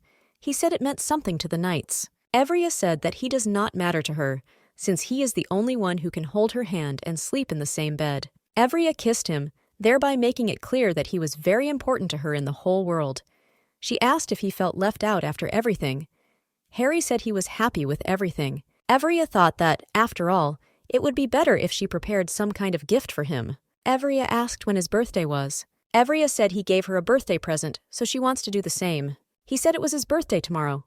Evria was shocked, and she asked again several times. He admitted that his birthday is on the first day of winter. Evria was happy and thought that she still had a lot of time to prepare a good gift. They arrived at the wizard's tower on a wyvern. Evria admired the tower. She was truly beautiful and very tall. Everyone was shocked that they arrived on such a monster.